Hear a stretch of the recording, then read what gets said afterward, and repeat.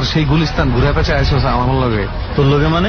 তুই আমার লগে আসলে আমি তোর লগে আই। আচ্ছা সেটা বলবি তো। এখন ঘটনা হচ্ছে মানে ঘটনাটা কাকতালি হয়ে গেল না? কিরকম? মানে যে কিছুদিন যাবৎ শুধু গুলিস্তান হয়ে যাইতে হইতেছে। এখন দোস্ত আমার একটা কথা বল, ঢাকা শহরে বাসে ওঠা যায় কয়টা জায়গা থেকে? হাতে গোনা কয়েকটা জায়গায়, হয় সায়দাবাদ, নাহলে গুলিস্তান, আর না হয় গাবতলী, এরকম কয়েকটা জায়গায় তো আছে, তাই না? এরকম আমরা নিশ্চয়ই মানে কি বলবো, হিথ্রো এয়ারপোর্ট থেকে বাসে উঠবো না, সেই সঙ্গে শাহজালাল ইন্টারন্যাশনাল এয়ারপোর্ট থেকেও আমরা বাসে উঠতে পারবো না, কারণ এখান থেকে প্লেন ছাড়ে। কারণ আমরা আবার একটা ঝামেলা আছে, আমরা যেই জায়গায় যাইতেছি ওইটার প্লেন উপরে ওঠার জন্য যতটুকু রানওয়ে দরকার পড়ে অতটুকু পরিমাণে পৌঁছে যাবে, সেটা। চলো এবার বাসে। জায়গাটা ফাটাফাটি নাম। তুই তো অনেক শয়তান হয়ে গেছিস, চল বাসে উঠি। ওই আমার নামই নাম। তোর নামে না, শয়তানপুকুর। এই জন্য তো তোরে বলছি, I have an instruction for you, তুই কোনোভাবেই আজকে ঘুমাবি না, কারণ আমাদের নামতে হবে কিন্তু মাঝখানে। মাওয়া পর্যন্ত চলে গেলে হবে না। মাওয়া যাবো না? না না না, মাওয়া পর্যন্ত চলে গেলে হবে না, মাঝখানে আবার নিমতলা। আমি তো মাওয়ার কথা শুনে বেটা আমার মাথায় ইলিশ মাছ ঘুরতেছে, আমি ভাবলাম মাওয়া পরে খাইস, কিন্তু আজকে কেউই ঘুমানো যাবে না, বুঝছিস? পরে দেখা যাবো মাওয়া বন্ধ নিয়ে গেছে। আচ্ছা কোথায় নামতে হবে? নিমতলা। নিমতলাতে নামবো? মানে এটা তাহলে মাওয়ার আগেই পড়বে? মাওয়ার আগেই পড়বে। ওই যে মানে বলে রাখুন ওইটা, ওই কন্ডাক্টর বা হেল্পারে বলে রাখলে ওনারাই নামাই দিবে। আচ্ছা চল বাসে উঠি তাহলে। ওকে।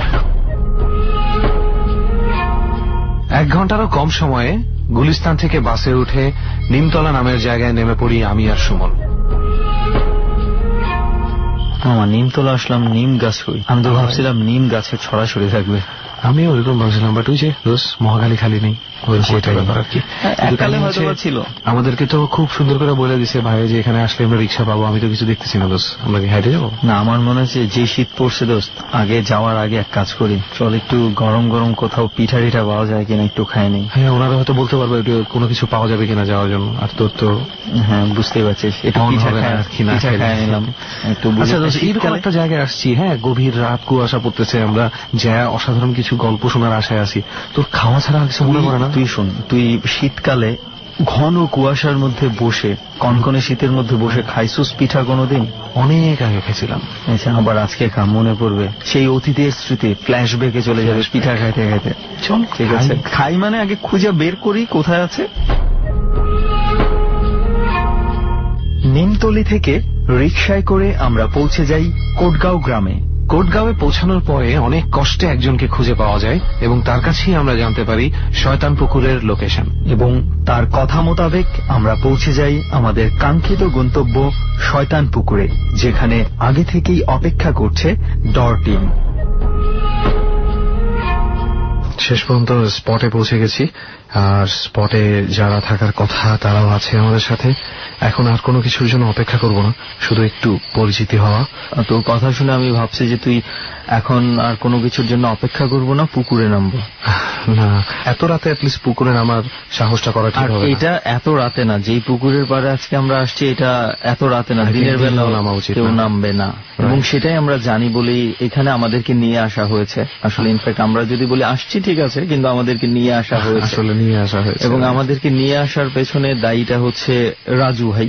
রাজু ভাই আমাদেরকে এটার সন্ধান দিছে, তার বলা রাস্তা মোতাবেক আস্তে আস্তে আমরা কিন্তু শেষ পর্যন্ত পুকুরে পৌঁছায় গেছি। কিন্তু কথা হচ্ছে যে এই পুকুরটা রাজু ভাই কেন বেছে নিলেন আর আমাদেরকেই বা কেন বেছে নিতে বাধ্য করলেন, এটা এবং সেই পুকুরটার নামটা আমরা আজও পর্যন্ত এমন অদ্ভুত নামের কোনো কিছু পাইনি। এটা মানে আমার মনে হয় নামটা আমি যদি প্রথমে ইংলিশে হতো তাহলে খুব ভালো হতো। ইটস লাইক দি ইভিলস পন্ড। হ্যাঁ ওটা একটু স্মার্ট শোনাতো, অন্যরকম কিন্তু ব্যাপারটা। এখন শয়তান পুকুর মানে নাম শুনলেই মানে আমি ইন্ডিয়াতে একটা জায়গার নাম শুনেছিলাম শয়তান চৌকি। আচ্ছা যাই হোক, রাজু ভাই বলেন তো এই পুকুরে কেন আমাদেরকে নিয়ে আসলেন এবং এই পুকুরের নাম শয়তান পুকুর কেন? আর তার আগে আপনার নাম রাজু কেন এবং আপনি কি করেন সেটাও একটু শুনবো। আমি রাজু, বাড়ি কলমান্দা থানা কচুগড়া গ্রামে, নেত্রকোনায়। আচ্ছা। আর এই শয়তান পুকুর আজ পর্যন্ত কেউ বলতে পারবে না যে পুকুরটা কিভাবে তৈরি হয়েছে, কিন্তু লোকমুখে কাহিনী আর কি শুনি আমরা যেটা, এক রাতে এই পুকুরটা তৈরি হয়েছে। এক রাতে? এত বিশাল পুকুর এক রাতে হয়ে গেছে? হ্যাঁ এক রাতে। আর তারপরও এই পুকুর ঘিরে অনেক স্টোরি আছে আমাদের এই গ্রামে, অনেক কাহিনী আছে। যেমন এই পুকুরের সাথে যে মন্দিরের পিছের যে বাড়িটা দেখছেন না, একটা বল্লভ নামে একটা লোক আছে, বল্লভ খুব স্বাস্থ্য শক্তিশালী। সে একদিন অনেক রাত্রে বাসা থেকে আসছে, আসার সময় এই পুকুরটা ওই যে ওই সাইডটা দেখছেন, ওই গাছগুলো সাইডে দেখে একটা ঘোড়া দাঁড়িয়ে আছে। যখন সামনে গেল দেখলো সেটা ঘোড়া না, একটা মানুষ থাকলে তো আবার মাথা থাকে, তার মাথা নাই, বুকে চোখ। তার সাথে আর কি মারামারি লেগে গেল, সারা রাত মারামারি করছে। যখন ভোর সকাল হয়ে গেছে সে অবস্থা খুব সিরিয়াস। তারপরে যে আর কি কবিরাজ সিস্টেমে পরে ভালো হয়েছে আর কি, দীর্ঘ টাইম একটা ফাইট হয়েছে সেই জায়গায়। মানে এই ধরনের ঘটনা আরো কিছু আছে। ওকে, সেই জন্য এই পুকুরটার নাম শয়তান পুকুর হয়ে গেছে। এবং আমরা একটু এটার বর্ণনা দিয়ে দিই। বিশাল এক পুকুর এবং চতুর্দিকে এটার ক্ষেত খামারে ভরপুর, আশেপাশে তেমন কোনো বসতি নাই, আর পাশে দিয়ে একটা খাল গেছে, আর একটা মন্দির দেখতেই পাচ্ছি আমরা, একটা মন্দির আছে। এবং এটা কিন্তু মানে দিনের বেলাও যদি কেউ আসে গা ছমছমে এবং যথেষ্ট নীরব থাকে পরিবেশ, একটু অন্যরকম লাগবে দিনের বেলাও যদি কেউ আসে এই শয়তান পুকুরে। আমি যতটুকু জানলাম রাজু ভাইয়ের সাথে কথা বলে কিছুক্ষণ আগেও, যে এই পুকুরটাতে আশেপাশে থেকে অনেকেই নাকি পজেসড হয়েছে, পজেসড হওয়ার রেট অনেক বেশি এখানে। এখন জানি না, কেউ হয়তো পজেসড, কেউ হয়তো মানে সাইকোলজিক্যালি উইক, অনেকেই অনেক রকম হয়। তো যাই হোক, ওগুলো সম্বন্ধে না জানে এতটুকু জাস্ট বলতে পারি যে যদি কেউ আসেন এখানে শয়তান পুকুরে, তাহলে গা ছমছমে একটা পরিবেশ আপনি পাবেন, কিছু একটা আছে, এটা সবারই মনে হবে। এবার আমরা এই পুকুরের কথা রাজু ভাই জানবো এবং আপনারও কিছু ঘটনা আমরা জানবো। আমরা জানি যে আপনার দুর্দান্ত কিছু ঘটনা আপনার লাইফে আছে। তো আপাতত আমরা শামীম ভাইয়ের কাছে যাই। ওকে, তো শামীম ভাই আপনি কি করছেন এখন? ভাই আমি একটা জব করছি গাজীপুর, একটা প্রাইভেট কোম্পানিতে। আর আপনি থাকেন কোথায়? আমি গাজীপুরে থাকি। এত দূরে আমাদের সঙ্গে আজকে আসছেন গাজীপুরের বাইরে, এবং আপনার ঘটনাও কিছু দুর্দান্ত ঘটনা আছে। কিছু কিছু ঘটনা তো রেহান শোনার জন্য খুব বেশি আগ্রহী, অনেক, ইনফ্যাক্ট আমিও আগ্রহী। তো এসব ভৌতিক ঘটনা কি আপনি বিশ্বাস করেন? বিশ্বাস করি না, আবার করি, মানে একসময় করতাম না, কিন্তু যখন আমি নিজের চোখে দেখলাম তখন তো বিশ্বাস না করে পারলাম না। মাই ফেভারিট আনসার, আমার সবচেয়ে পছন্দের উত্তর। নিজের চোখকে আর কানকে তো কেউ অবিশ্বাস করতে পারে না। আচ্ছা শামীম ভাই, আপনার এই বিশ্বাসের শুরুটা কিভাবে হলো? আমার বিশ্বাস শুরু হয়েছে আপনার, আমি যখন খুব ছোট, ঠিক তখন আমি নানার বাড়িতে থাকতাম, বড় হয়েছে ছোটবেলা থেকে। তো আমার নানা কিন্তু মসজিদে নামাজ পড়তেন সবসময়। তো মসজিদটা ছিল আপনার একটু দূরে বাড়ি থেকে, পাশে জঙ্গল আছে কয়েকটা, তারপরে যাইতে হয় নদীর পাশেই। তো নানা যখন সেদিকে যাওয়া আসা করতো তখন মানে একটা মাজান আছে নদীর পাশে, তো ওইখানে আবার চারিদিকে জঙ্গল, আবার ফাঁকা কিছু মাঠ। ওইখানে আপনার আমাদের নানার এই জমি মানে আম গাছ ছিল বড় বড়, প্রায় আপনার 50 বছর এরকম হবে আগের গাছ। তো নানা মাঝে মধ্যে যখন মানে ফাঁস করে চলে আসতো আম গাছগুলা, টিকতো কোনো দেখতো কি জানি শব্দ, থাকাইতো পার নাই, মাঝে মধ্যে দেখতো কি যে কিছু যেন ছায়া পড়ছে, কে যেন এরকম মনে করেন ছায়ার মতো দাঁড়ায়। তখন উনি ভাবলো কি নিশ্চয়ই ভৌতিক কিছু। কিছুদিন পর উনি ওই 5টা গাছে খাইতে বিক্রি করে ফেলেছে। তো বিক্রি করে কিছুদিন পর যখন উনি ফজর নামাজের জন্য যাইতেন না, যাওয়ার সময় মানে কান্না শব্দ হইতো, একদম মহিলার মতো শিশুর মতো কান্না। আগে যেখানে গাছগুলো ছিল ওখান দিয়ে যাওয়ার সময় একটু মনে হয় গাছগুলো একটু ভাস করে গেছে না, ঠিক তখনই শোনা যেত কান্নাটা। উনি যখন একটু আসতো, উনি খুব সাহসী ছিল, তো উনি একটু কাছে আসতো তখন কান্না নেই, কিন্তু আবার যখন তখন আবার কান্না শোনা যেত। এরকম কিছুদিন ঘটার পর উনি মানে ওনার যে ফ্রেন্ড সার্কেল আছে যাও সমাবেশন আলাপ করে যে কি জন্য হয়েছে, তো বলছে দেখো এটা তো হয়তো বা ভৌতিক একটা ব্যাপার থাকতে পারে, কেননা যেহেতু এখানে মাজা একটা আছে, জিন থাকতেই পারে, আর অনেক পুরনো গাছগুলো। তো তার কিছুদিন পরে কি করা যায়, কি আর করা যাবে, দেখো কি হয়। তার কিছুদিন পর একদিন আমার নানি, আমার পড়াপো তখন মানে বিয়ে হয় নাই, ওনার শুয়ে দিচ্ছে ঘরের ভিতর আপনার ফুল বানিয়ে দিয়ে আগের দিন পরে। তো রাতে আপনার উনি আমার আপু যখন আমার নানিকে ডাক দিতে যাবে যে নানি উঠে নামাজ পড়তে হবে, তো আজান পড়ছে, নানি এমনি ঘুমিয়ে গেছে। জি জি, ঠিক তখন দেখা গেল কি যে নানি কথা বলতেছেন, এবং বিছানা ওনার পাশে একদম এত এলোমেলো মানে যে উনি কার সাথে যুদ্ধ করছে, এবং পুরা শরীরে ওনার ঘাম যেন কালো হয়ে গেছে শরীর। তখন আমার মামা মানে আমার আপুর চিৎকার শুনে আসলো, পাশের রুম থেকে এসে আমার নানিকে গুলে নিল, নিয়ে অনেক কান্নাকাটি করলো যে কিভাবে হলো, এত একটা সুস্থ মানুষ। যা হোক, তো আমার নানি যে কিভাবে মারা গেল, নানি তখন মৃত, জি মৃত। তো সেটা কিন্তু রহস্য রয়ে গেল, আজ আমরা বুঝতে পারিনি যে আসলে কি কারণে সে মারা গেল। ঠিক তার কিছুদিন পর বলতে, তো একদিন রাতে আমার নানা মানে সুসময় তখন ফজর আজান পড়ে নাই, উনি মানে একটু প্রস্রাব করবার জন্য বাইরে হলো, যেত অন্ধকার রাত্রি। আমাদের বাড়ি থেকে একটু সামনে উনি যখন পড়লো, একটা বড়ি গাছ ছিল আমাদের, সেই বড়ি গাছের নিচে মানে একটু আমার আম্মু নাকি জানি একটু ফানি ছিল, একটু খাওয়া দিয়ে গেছে। তো সেইখানে ওনাকে কে জানে ধাক্কা মেরে ফেলায়। তো ফেলাই দেওয়ার পর উনি মানে চিৎকার করতে চাইতেছে, কিন্তু চিৎকার করতে পারতেছে না। ওইখানে মনে হচ্ছে যে ওনার সাথে অনেক কর্মস্তি হইল, এবং ওনাকে এতটাই ওরা মেরেছে কিন্তু ওকে নিয়ে যেতে পারেনি, অনেক যে টানছে মনে হইতেছে, উনি ওর কিন্তু জবান বন্ধ হয়ে গেছে। তখনই মানে ওনার অনেকটা হাত একটা পা একবার পুরোপুরি মানে অচল ছিল অবশ্য বলে প্যারালাইজড, এবং উনি কথা বলতে পারতেছেন না। জাস্ট যখন প্রায় আজান শেষ হয়ে গেছে তখন আমার আম্মু বাড়িছে। বাড়ি তো দেখে নানার অবস্থা, তো তাম্মা চিনতে শুরু করলো।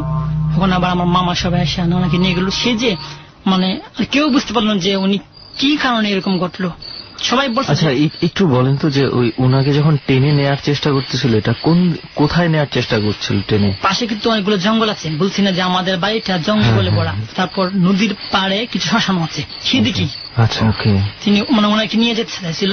তো যতটুকু বুঝতে পারলাম, আমি তো ছোট বুঝি না, আমার আম্মু বলছে যে অনেক লম্বা পায়ের দাগ, মনে হয় যেন বাঘের মতো, কিন্তু বাঘগুলো তো ওনাকে মানে চিড়ি করে খেয়ে ফেলতো।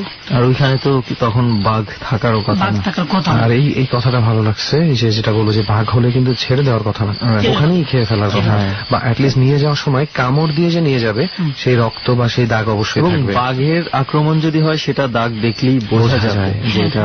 তখন কি করলো আপনার মানে ওনার যে আপনার চেহারা অবস্থা দেখে মনে হচ্ছে যে ওনাকে প্রচন্ড ভাবে আমার টর্চার করছে, যে কোনো ভাবে নিয়ে যেতে, কিন্তু এতটা শক্তি ছিল যার কারণে কি জন্য জানি যাইতে মানে গেল না, এখানে বাড়ি রেখে গেছে। উনি কথা বলতে পারতেন না, একটা হাত একটা পা নষ্ট করতে পারে না। উনি মানে এতটাই অ্যাবনর্মাল হয়েছিল যে আপনার ওনার কাপড় চোপড় পরা ঠিক থাকতো না, এবং বাথরুম করার যে সেন্সটা ওটা ছিল না।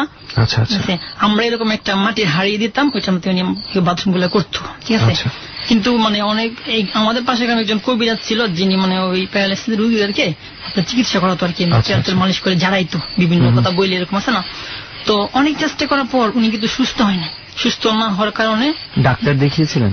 হ্যাঁ ডাক্তার দেখিয়েছিলাম, ডাক্তার আপনার কিছু হতে পারে নাই। ডাক্তার কারণ বলেনি? কোন প্যারালাইসিসের একটা কারণ থাকে। হ্যাঁ হ্যাঁ, আসলে বড় কোনো ডাক্তার কাছে ওনাকে নেওয়া হয় নাই, মামারা এরকম ছিল না বুঝছেন। কবিরাজ যাকে ওনাকে দিয়ে চিকিৎসা করালো, সেখানেও সুস্থ হয়নি। না হওয়ার ফলে ওনার একদিন হুট করে একদিন রাতে মারাই গেল। আপনার আরো একটা ঘটনা আছে যেটা আমরা শুনেছি ডক্টরের কাছে, সেটা হচ্ছে যে আপনি একবার রাতের বেলায় ফিরবার সময় জি জি জি একটা ঘটনা ঘটেছিল, ওটা কি ছিল? ওইটা ছিল আপনার আমি তার বেশ কয়েক বছর পরে, আমি যখন ক্লাস 8-এ পড়ি, আমার মনে আছে এখনো। তো সেটা ছিল আপনার এই খুব সম্ভবত অগ্রহায়ণ মাস যেটাকে বলে বাংলায়। তখন আপনার হালকা কুয়াশা, শীত তো পড়ে গেছে। জাস্ট একদিন আমার আব্বু আমার বলছে আমার আম্মুর কাছে যে ওকে বাজারে পাঠিয়ে, আমার গ্রামের থেকে বাজারটা 3 কিলোমিটার দক্ষিণে যেতে হয়। আচ্ছা, আমি খাওয়া দাওয়া করিয়া বাজারে গেলাম, গিয়ে ওখানে পৌঁছতে 1 ঘন্টা লাগছে। তখন দেখলাম কি প্রায় 5টা বেজে গেছে। তোমার আমার আব্বু আমাকে বাজার সাথে করে দিল, আমাকে অনেকগুলো কলাও কিনে দিল যে বাসায় নিয়ে খাবে, এখানে খাবে না। ঠিক তখন আমি যখন বাজার থেকে একটু সামনে আসছি, তখন দেখি আমাদের পাশের বাড়ির একটা ভাইয়া হয় বলতো সম্পর্কে দুলাভাই হয়, তোর একটা পিচ্চি মেয়ে আছে, 3 বছর বয়স হবে এরকম, কিন্তু একদম শুকনো হইয়া, ঠিক আছে, চাপাচোর ভাঙ্গা। তো বলতেছে ভাই ওর একটু নিয়ে যাবো আমি বাজার কয়েকটা। সমস্যা নেই, তুমি তো পারবা, ছোট্ট একটা মেয়ে, আর কয়টা বাজার 2 কেজি হবে না, একটু নিয়ে যাবো কষ্ট করে, আমি তো রাত 10টায় যাবো, তো ছোট্ট মনে শীতে ভুগবে। আচ্ছা ঠিক আছে নিয়ে যাই। কিন্তু ভাই আমি যখন ওকে খুলে নিলাম, টিকটক নিয়ে তো একটু হালকায় দেখছি, একটু সামনে গেলাম, দেখলাম কি যে এতটাই ওজন, বিশ্বাস করতে আমার কষ্ট হইতেছে। চিকন এবং ছোট একটা বাচ্চার ওজন এত বেশি কিভাবে হয়?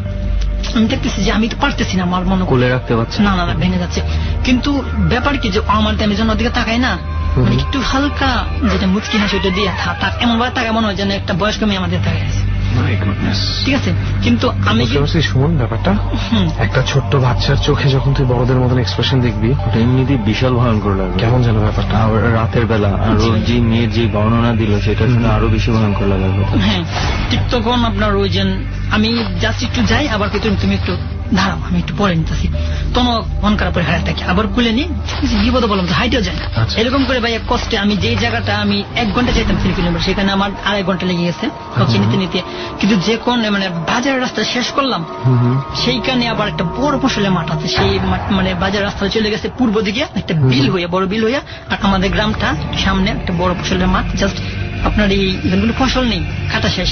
আচ্ছা আচ্ছা, ঠিক আছে। তো প্রান্তর, তো এটা দিয়ে যাইতে, তো আমি এই মানে ওই রাস্তাটা ক্রস করে ক্ষেতের ভিতরে নামলাম, তখন আমার মানে বাথরুম যেটা বলে সেটাই ইয়ে করছে। আমি বলছি কি যে এখন তোর নিয়ে যাওয়া যাবো না, তো তুমি এখানে একটু বসাবো সামনে, একটু এখানে বসে। ও আবার মন খারাপ করছে, করতেছে। আমি বলছি তুমি একটা কলা খাও, কলা দিলাম। তো কলাটা দেখলাম কি যখন নিচে চিলার স্টাইলটাও মনে হইতেছে যে বড় মানুষের মতো চিলতেছে, জাস্ট ও আমি ধরে রাখছে, আমার দিকে অবাক হয়ে তাকাইছে। তো তো আমি একটু ওর থেকে অন্তত 10 হাত এরকম হবে ওইখানে আমি একটু মানে করলাম, করার পর আমি ওখানে পানি চিলিকম করিয়া তো আমি ওর দিকে তাকাই নাই তখন যখন করতেছি। পরবর্তী আমি যখন মানে প্যান্টিন পরিয়া আমার হাফ প্যান্ট পরা ছিল এরকম, ওর দিকে যখন তাকালাম তখন আমি যা দেখলাম বিষয় করার মতন চাঁদ বিরাট কিন্তু ঠিক আছে, তখন প্রায় 7টা বাজবে এরকম আজান পড়বে। তো ওই কি করছে আপনার একেবারে একটা 15-16 বছর মতো যুবতী হয়ে গেছে। মানে হ্যাঁ আমি তো বলছি আমার চোখ মানে ওই পিচ্ছিটাই এত বড় হয়ে গেছে, বের হয়ে গেছে। বুঝলাম না, আমি নিজেও তো বুঝতে পারতেছি যে কি করে হইলো। আমি তো আসলে এতটুকু সেন্স নাই, আমি কাছে গিয়ে ভাবি কি হয়তো ওকে জ্ঞানের জন্য আসছে আর ও হয়তো পাশে একটু বাথরুম করতেছে, এটা জাস্ট। কিন্তু আমি যখন কাছে গেলাম তো দেখলাম ও কলা খাইতেছে এবং আমার দিকে হা করে তাকাইছে। মানে ভয়। চেহারা কি সেই আগের মতো? না না, চেহারা আগের মতো না, একেবারে মানে ব্রাইট একটা চেহারা। মানে তাকে আপনি চেনেন না? টোটালি চেনেন না? চিনি না। যে সে খুব সুন্দর একটা মেয়ে আর এবং ওর কালো ড্রেস পরা, পুরাটাই কালো ড্রেস। আর বাচ্চা যখন ছিল, বাচ্চা অবস্থায় তখন কি ড্রেস পরা ছিল, কি রঙের ড্রেস পরা ছিল? ওর যখন তখন ওর ছিল সাদা ড্রেস, সাদা একটা ছোট্ট একটা আর কি সুন্দর মতো, আর একটা শীতের পোশাক ছিল ওনার চিটার। তো ওর কিন্তু শীতের পোশাকে নাই গিয়া কিন্তু একটা বড় মনে হইতেছে পুরাটার মতো, যেহেতু গাগরির মতো পড়া, বসে রয়েছে এরকম পা দিয়ে আমার দিকে তাকাইছে। আমি বলছি ঠিক আছে আপনাকে পিচ্ছি ডাকু, এরপর ও আমার দিকে তাকায় একটা রহস্যময় হাসি। তখন আবার আমি বলছি কি ও কোথায়, তো ও আমার কি করছে না এরকম করে মানে হাত দেখাইছে, মানে হাত এক হাতে কালোটা হাত হাত জন দেখাইছে ভাইয়া। আমি দেখলাম কি যে ওর হাতে যে অবস্থা, নখগুলো একটা এরকম প্রায় আপনার 2-3 ইঞ্চি মতো লম্বা হবে।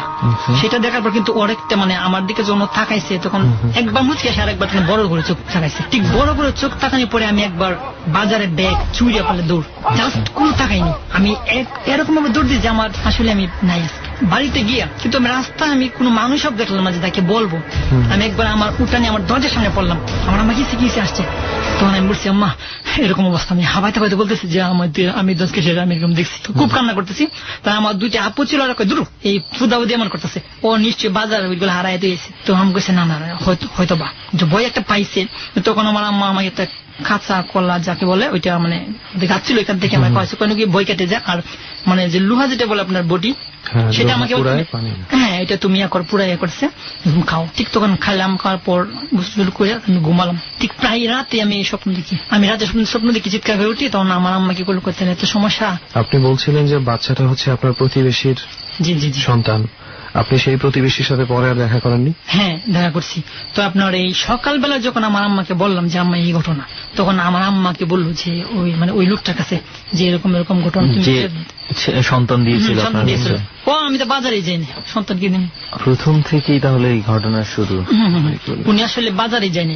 এই ক্ষেত্রে মনে হচ্ছে কি যে কোনো একভাবে মানে সুপার ন্যাচারাল কিছু বা প্যারানর্মাল কিছু তার পথ হারিয়ে ফেলে এই ডিসিশনটা নেয় যে কোনো একজনের মাধ্যমে সে ওই গ্রাম পর্যন্ত পৌঁছাবে এবং মাধ্যমটা হিসেবে বেছে নেয় তাকে এবং তার পরিচিত একজনের রূপ ধরে তারপরে কাজটা করে, কাজটা আদায় করে নেয় এবং পরবর্তীতে পৌঁছে যাওয়ার পরে কিন্তু সে নিজেই চোখ বড় করে ভয় দেখিয়ে তাকে বিদায় দিয়ে দেয় যে তুমি এখন চলে যাও, তোমার কাজ শেষ। হ্যাঁ অ্যাকচুয়ালি হয়তো আমার যতটুকু বুঝতে এখন তো আমাকে ক্ষতি করার কোনো উদ্দেশ্য ছিল না, কারণ উদ্দেশ্য হয়তো আমার তাবিজ বাঁধা ছিল। কিন্তু এখানে এরকম ভাবে মানে ঘটনাগুলো ঘটতো যে আসলে জিনিসটা কেউ মানে ক্যারি করতো না, হতেই পারে সেটা কেউ বলতো হয়েছে, কেউ বলতে হয়েছে না ব্যাপার। আসলে সত্যি কথা বলতে কি আপনি যে কথাটা একটু বললেন এটা কিন্তু এখনকার যুগের বেশিরভাগ মানুষের চিন্তাধারাটাই এভাবেই আগায় যে হবে একটা কিছু, যেহেতু সায়েন্স আছে হয়তো আমি এখন বুঝতে পারছি না, কেউ না কেউ কোনো না কোনো সময় বের করে ফেলবে, হয়তো বা ফেলবেও।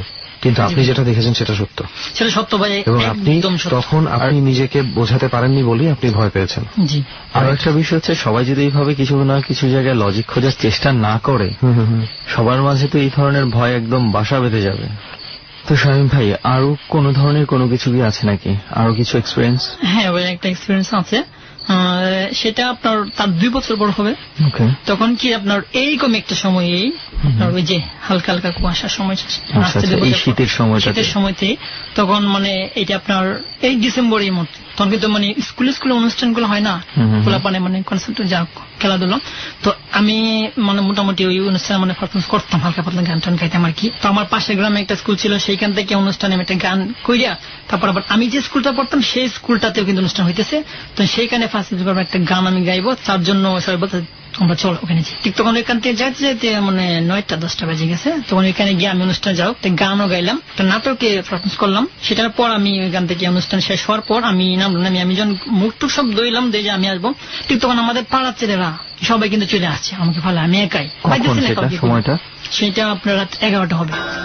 ভাবতেছি যে মানে আমাদের গ্রাম থেকে আমাদের স্কুলটার থেকে আমাদের গ্রামটা জঙ্গলের ভিতর দিয়ে আসতে হয়, আবার অনেক দূরে দেখতে মাঠের পাশে রাস্তা আছে, ওইটা আবার দূরে হয়ে যায়। আচ্ছা, তখন আমি কি করবো, আমি ভাবতেছি যে যাবো না যাবো না, থাকবো কোথায়, বুঝলাম রিলেটিভ নেই পাশে। তখন সাহস করে কি করলাম, যাইগে যা আছে কপালে, জঙ্গল দিয়ে না দিয়া আমি দিলাম কি আপনার ওই যে হাইওয়ে একটা রাস্তার পাশে একটা রাস্তা গেছে মাঠ দিয়ে, ওইটা দিয়ে গেল। তো আমি যাইতেছি আবার দোয়া করতেছি। তখন চাঁদনি রাত 12টা বাজে, বুঝতে পারছেন। ঠিক তখন আমি পুরোপুরি একটা মাঠের মাঝখানে চলে গেলাম, আশেপাশে কোনো বাড়ি নেই, পাশে একটা বিল, আবার গ্রাম। তো যাওয়ার পরে দেখলাম কি আমি মানে একটা ছোট্ট একটা হালকা একটা কালবাটের মতো ব্রিজ, ওইটা পাশে মানে ওইটাতে পার হয়ে যায় না, পাশে একটু মানে ভাঙ্গা ছিল, এরকম একটু পানি ছিল মোটামুটি এরকম হবে। তো আমি লাভ দিলে পারতে পারবো, লাভ দিয়ে পার কই, তখনই একজন আমাকে বলতেছে আমাকে একটু নিয়ে যাও বলতেছে। আমি এই পারে ছিল, এই পারে আমি চলে আসছি পাশ করে, ওই পারে রয়ে গেছে। কিন্তু আমি যখন ওর দিকে তাকাইলাম দেখলাম একটা বৃদ্ধা মহিলা, খুবই ছোট্ট, উনি মনে হয় খুব সম্ভবত মানে বিক্রি টিকে করে চাউল টুল নিয়ে আসছে আর কি পুটনার মতে। বলতেছে ভাই আমার একটু নিয়ে যাও। আমি বলছি আপনি খেয়াল করেন না, আমি দেখি, আমি জানি যে আমি একলা আসতেছি, কিন্তু কোত্থেকে আসলো হয়তো মানে আমার পিছনে হয়তো ছিল, যেহেতু আমি তার করে আসছি, ওর মানে খেয়াল করিনি। তখন বললাম তাহলে আপনি কি করবেন, ওই যে আমি আবার নামবো নাকি ওখানে কাদার ভিতরে, আমার যেহেতু মনে করে শুটু বড় আছে, আমি কি নামবো আবার মজা করবো নাকি। আবার কইতেছে আমি যাইতে পারবো না, নিয়ে যান পারতে পারবো না করতেছে কি। আচ্ছা ঠিক আছে আপনি আসেন, হাত পাড়াইতেছে, কিন্তু মানে এরকম স্টাইলে সে পা গুলা ফালতেছে পানিতে, মনে হয় জন্য বৃদ্ধা, ঠিক আছে। এই পা গুলা ফালতেছে, আবার পুটলা ধরে রাখছে, ওইটা পড়বে না।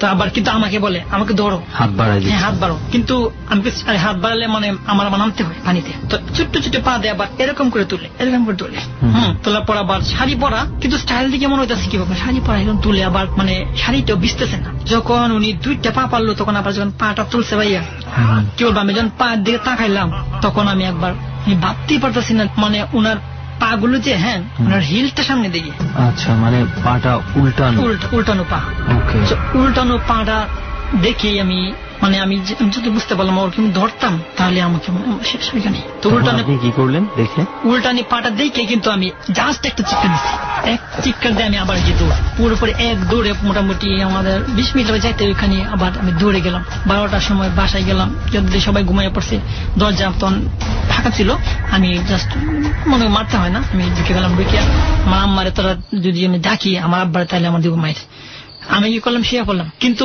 এই ঘটনাটা আমি যখন দেখলাম সকালবেলা আমার আম্মাকে বললাম, তোর কালে এগুলি করতেছে, কদিন পর পর এগুলি কি কাহিনী শোনাস, তোর বললাম যে তাবিজ দেওয়া হচ্ছে, তাবিজ কই, দেখলো কি যে তাবিজটা ওকে জানি পড়ে গেছে, বুঝছেন। তো তাবিজ ছিল না, তাবিজ আমি আসার পথে হয়তো পড়ে গেছে আর কি, এই জন্যই হয়তো আপনার ওই যে এটা করছে। আল্লাহর ভাগ্যে যে আমার মানে আপনি চলে আসতে পেরেছেন, ওইখান থেকে। কিন্তু আমি পাটা না দেখলে বুঝতে পারতাম না যে ভাই ওইটা। আসলে এটা আমরা একটা কমন একটা সিনারি হয়ে গেছে যে আমরা শুনি যে পাটা এরকম থাকে, পা দেখলেই বোঝা যায়। তো যাই হোক, এটা যে দেখেছে সেই বলতে পারবে যে আসলে কতটুকু সত্য। এবং এটা অনেকে, আমি জানি না সাইকোলজিক্যাল কিনা, মানে কখনো কখনো সাইকোলজিক্যালি ভালো পাকেও কেউ উল্টা ভাবে দেখে কিনা, মানে শুনতে শুনতে এত ভাবে অভ্যস্ত হয়ে গেছে। যাই হোক, আপনার আরেকটা ঘটনা আছে যেটা আমরা শুনেছি যে আপনার একটা কাজিনের সঙ্গে কোনো কিছু একটা ইনসিডেন্ট হয়েছে, আসলে সেটা কি ছিল? সেটা ছিল আমার যে কাজিন, সে আমার মামাতো ভাই, আমার ছোট, প্রায় আপনার 6 মাসের মতো ছোট, কিন্তু ছোটবেলা দেখছি বড় হয়েছি। ঠিক 2006 সালে সেটা ঘটনা। আমি যখন গাজীপুরে 6 সালে আসলাম, ওইখানে আমি তখন ইন্টারমিডিয়েট ভর্তি হইলাম, তো এখানে পড়তেছি, তো আবার আমি থাকতেছি কোনাবাড়ি এলাকাতেই। যাও ঠিক তখন ও মানে আপনার বাড়িতে থাকে, আর যেহেতু একটু গরিব মানুষ না, তো পাশের একটা গ্রামে ও মানে ও একটা হাঁস আছে না, হাঁসের খামার, ওইখানে সে কাজ করে, হাঁসগুলো রাখে হাঁসের খামারে। হ্যাঁ, হাঁস মানে ছড়ায় মাঠে, মানে বিল আছে, তারপর নিয়ে আসে। কিন্তু একদিন ও রাত্রে হয়ে গেছিল, সন্ধ্যার পর, তখনই দেখলো একটা গাছের নিচে দিকে আসতেছে, সেইখানে মানে ও হুচুটকে পড়ে গেছে। আচ্ছা, হুচুটকে পড়ে যাওয়ার পরেই ও এখানে সেন্সলেস। তারপর ওকে মানে কে যেন দেখছে, পদচারী বাসায় নিয়ে গেল, নিয়ে যাওয়ার পর মানে ও প্যারালাইজ, এই যে হাত পা, মুখ একবারে বাঁকা হয়ে গেছে, মানে একটা হোঁচট খেয়ে চলার পথে হয়তো কোনো কিছুতে বেজে পড়ে গেছে উল্টে। কিন্তু ভাইয়া আপনার ওইখানে যেখানে ও পড়ছে ওইখানে তো বাঁচার কিছু নাই, পরিষ্কার গাছ আছে, মানে শিকড় দেখা যাচ্ছে না। ওকে কি অবস্থায় পাওয়া গেছিল? মানে ওইখানে ও পড়ে রয়েছে, মানে রাস্তার মাঝে পড়ে আছে নাকি সাইডে পড়ে আছে? হ্যাঁ। তো সে যে আবার ওই যে আপনার আছে না, ওই যে বলছে একটা কবিরাজ যে আমার নানাকে সুস্থ করবার চাইছিল, কিন্তু অনেক মানুষকে মানে এরকম হাত পা এরকম হইলো উনি মানে সুস্থ করে দেন। উনি ওকে চিকিৎসা করালো প্রায় 10-15 দিন, এরকম তেল মালিশ করে কি জানি দিয়ে ফুটু দিয়ে জ্বালাটা দিয়ে তাবিজ করে দিল, ও সুস্থ দিব্যি। এই মুখটাকে আমি কেমন জানি সোজা করে পালাইছে, আবার তেল টেল মালিশ করে যাও যেরকম হয়। কতদিনে? 10-15 দিন তো হবে। 10-15 দিনে আবার সে সুস্থ হয়ে গেছে পুরোপুরি। 2 দিন পর উনি ঝাড়ছে, এরকম এখনো যা হয়। তো সুস্থ হয়ে গেছে। সুস্থ কিছু পর বলছে কি দেখ আমি চলে আসবো ভাইয়া, আমার কাছে থাকতে পারতেছে না, ছোটবেলার সাথে বড় হয়েছি না। আচ্ছা, এখানে একটু আপনাকে থামাচ্ছি। কবিরাজের কথা আপনি বললেন যে তার এমন এমন অবস্থা হয়ে গিয়েছিল এবং কবিরাজের মাধ্যমে সে সুস্থ হয়ে গেছেন। আসলে এটা হচ্ছে শ্রোতাদের উদ্দেশ্যে আমরা কিছু বলতে চাই যে আমরা পত্রপত্রিকায় বিভিন্ন সময় বিভিন্ন ধরনের ঘটনা দেখি।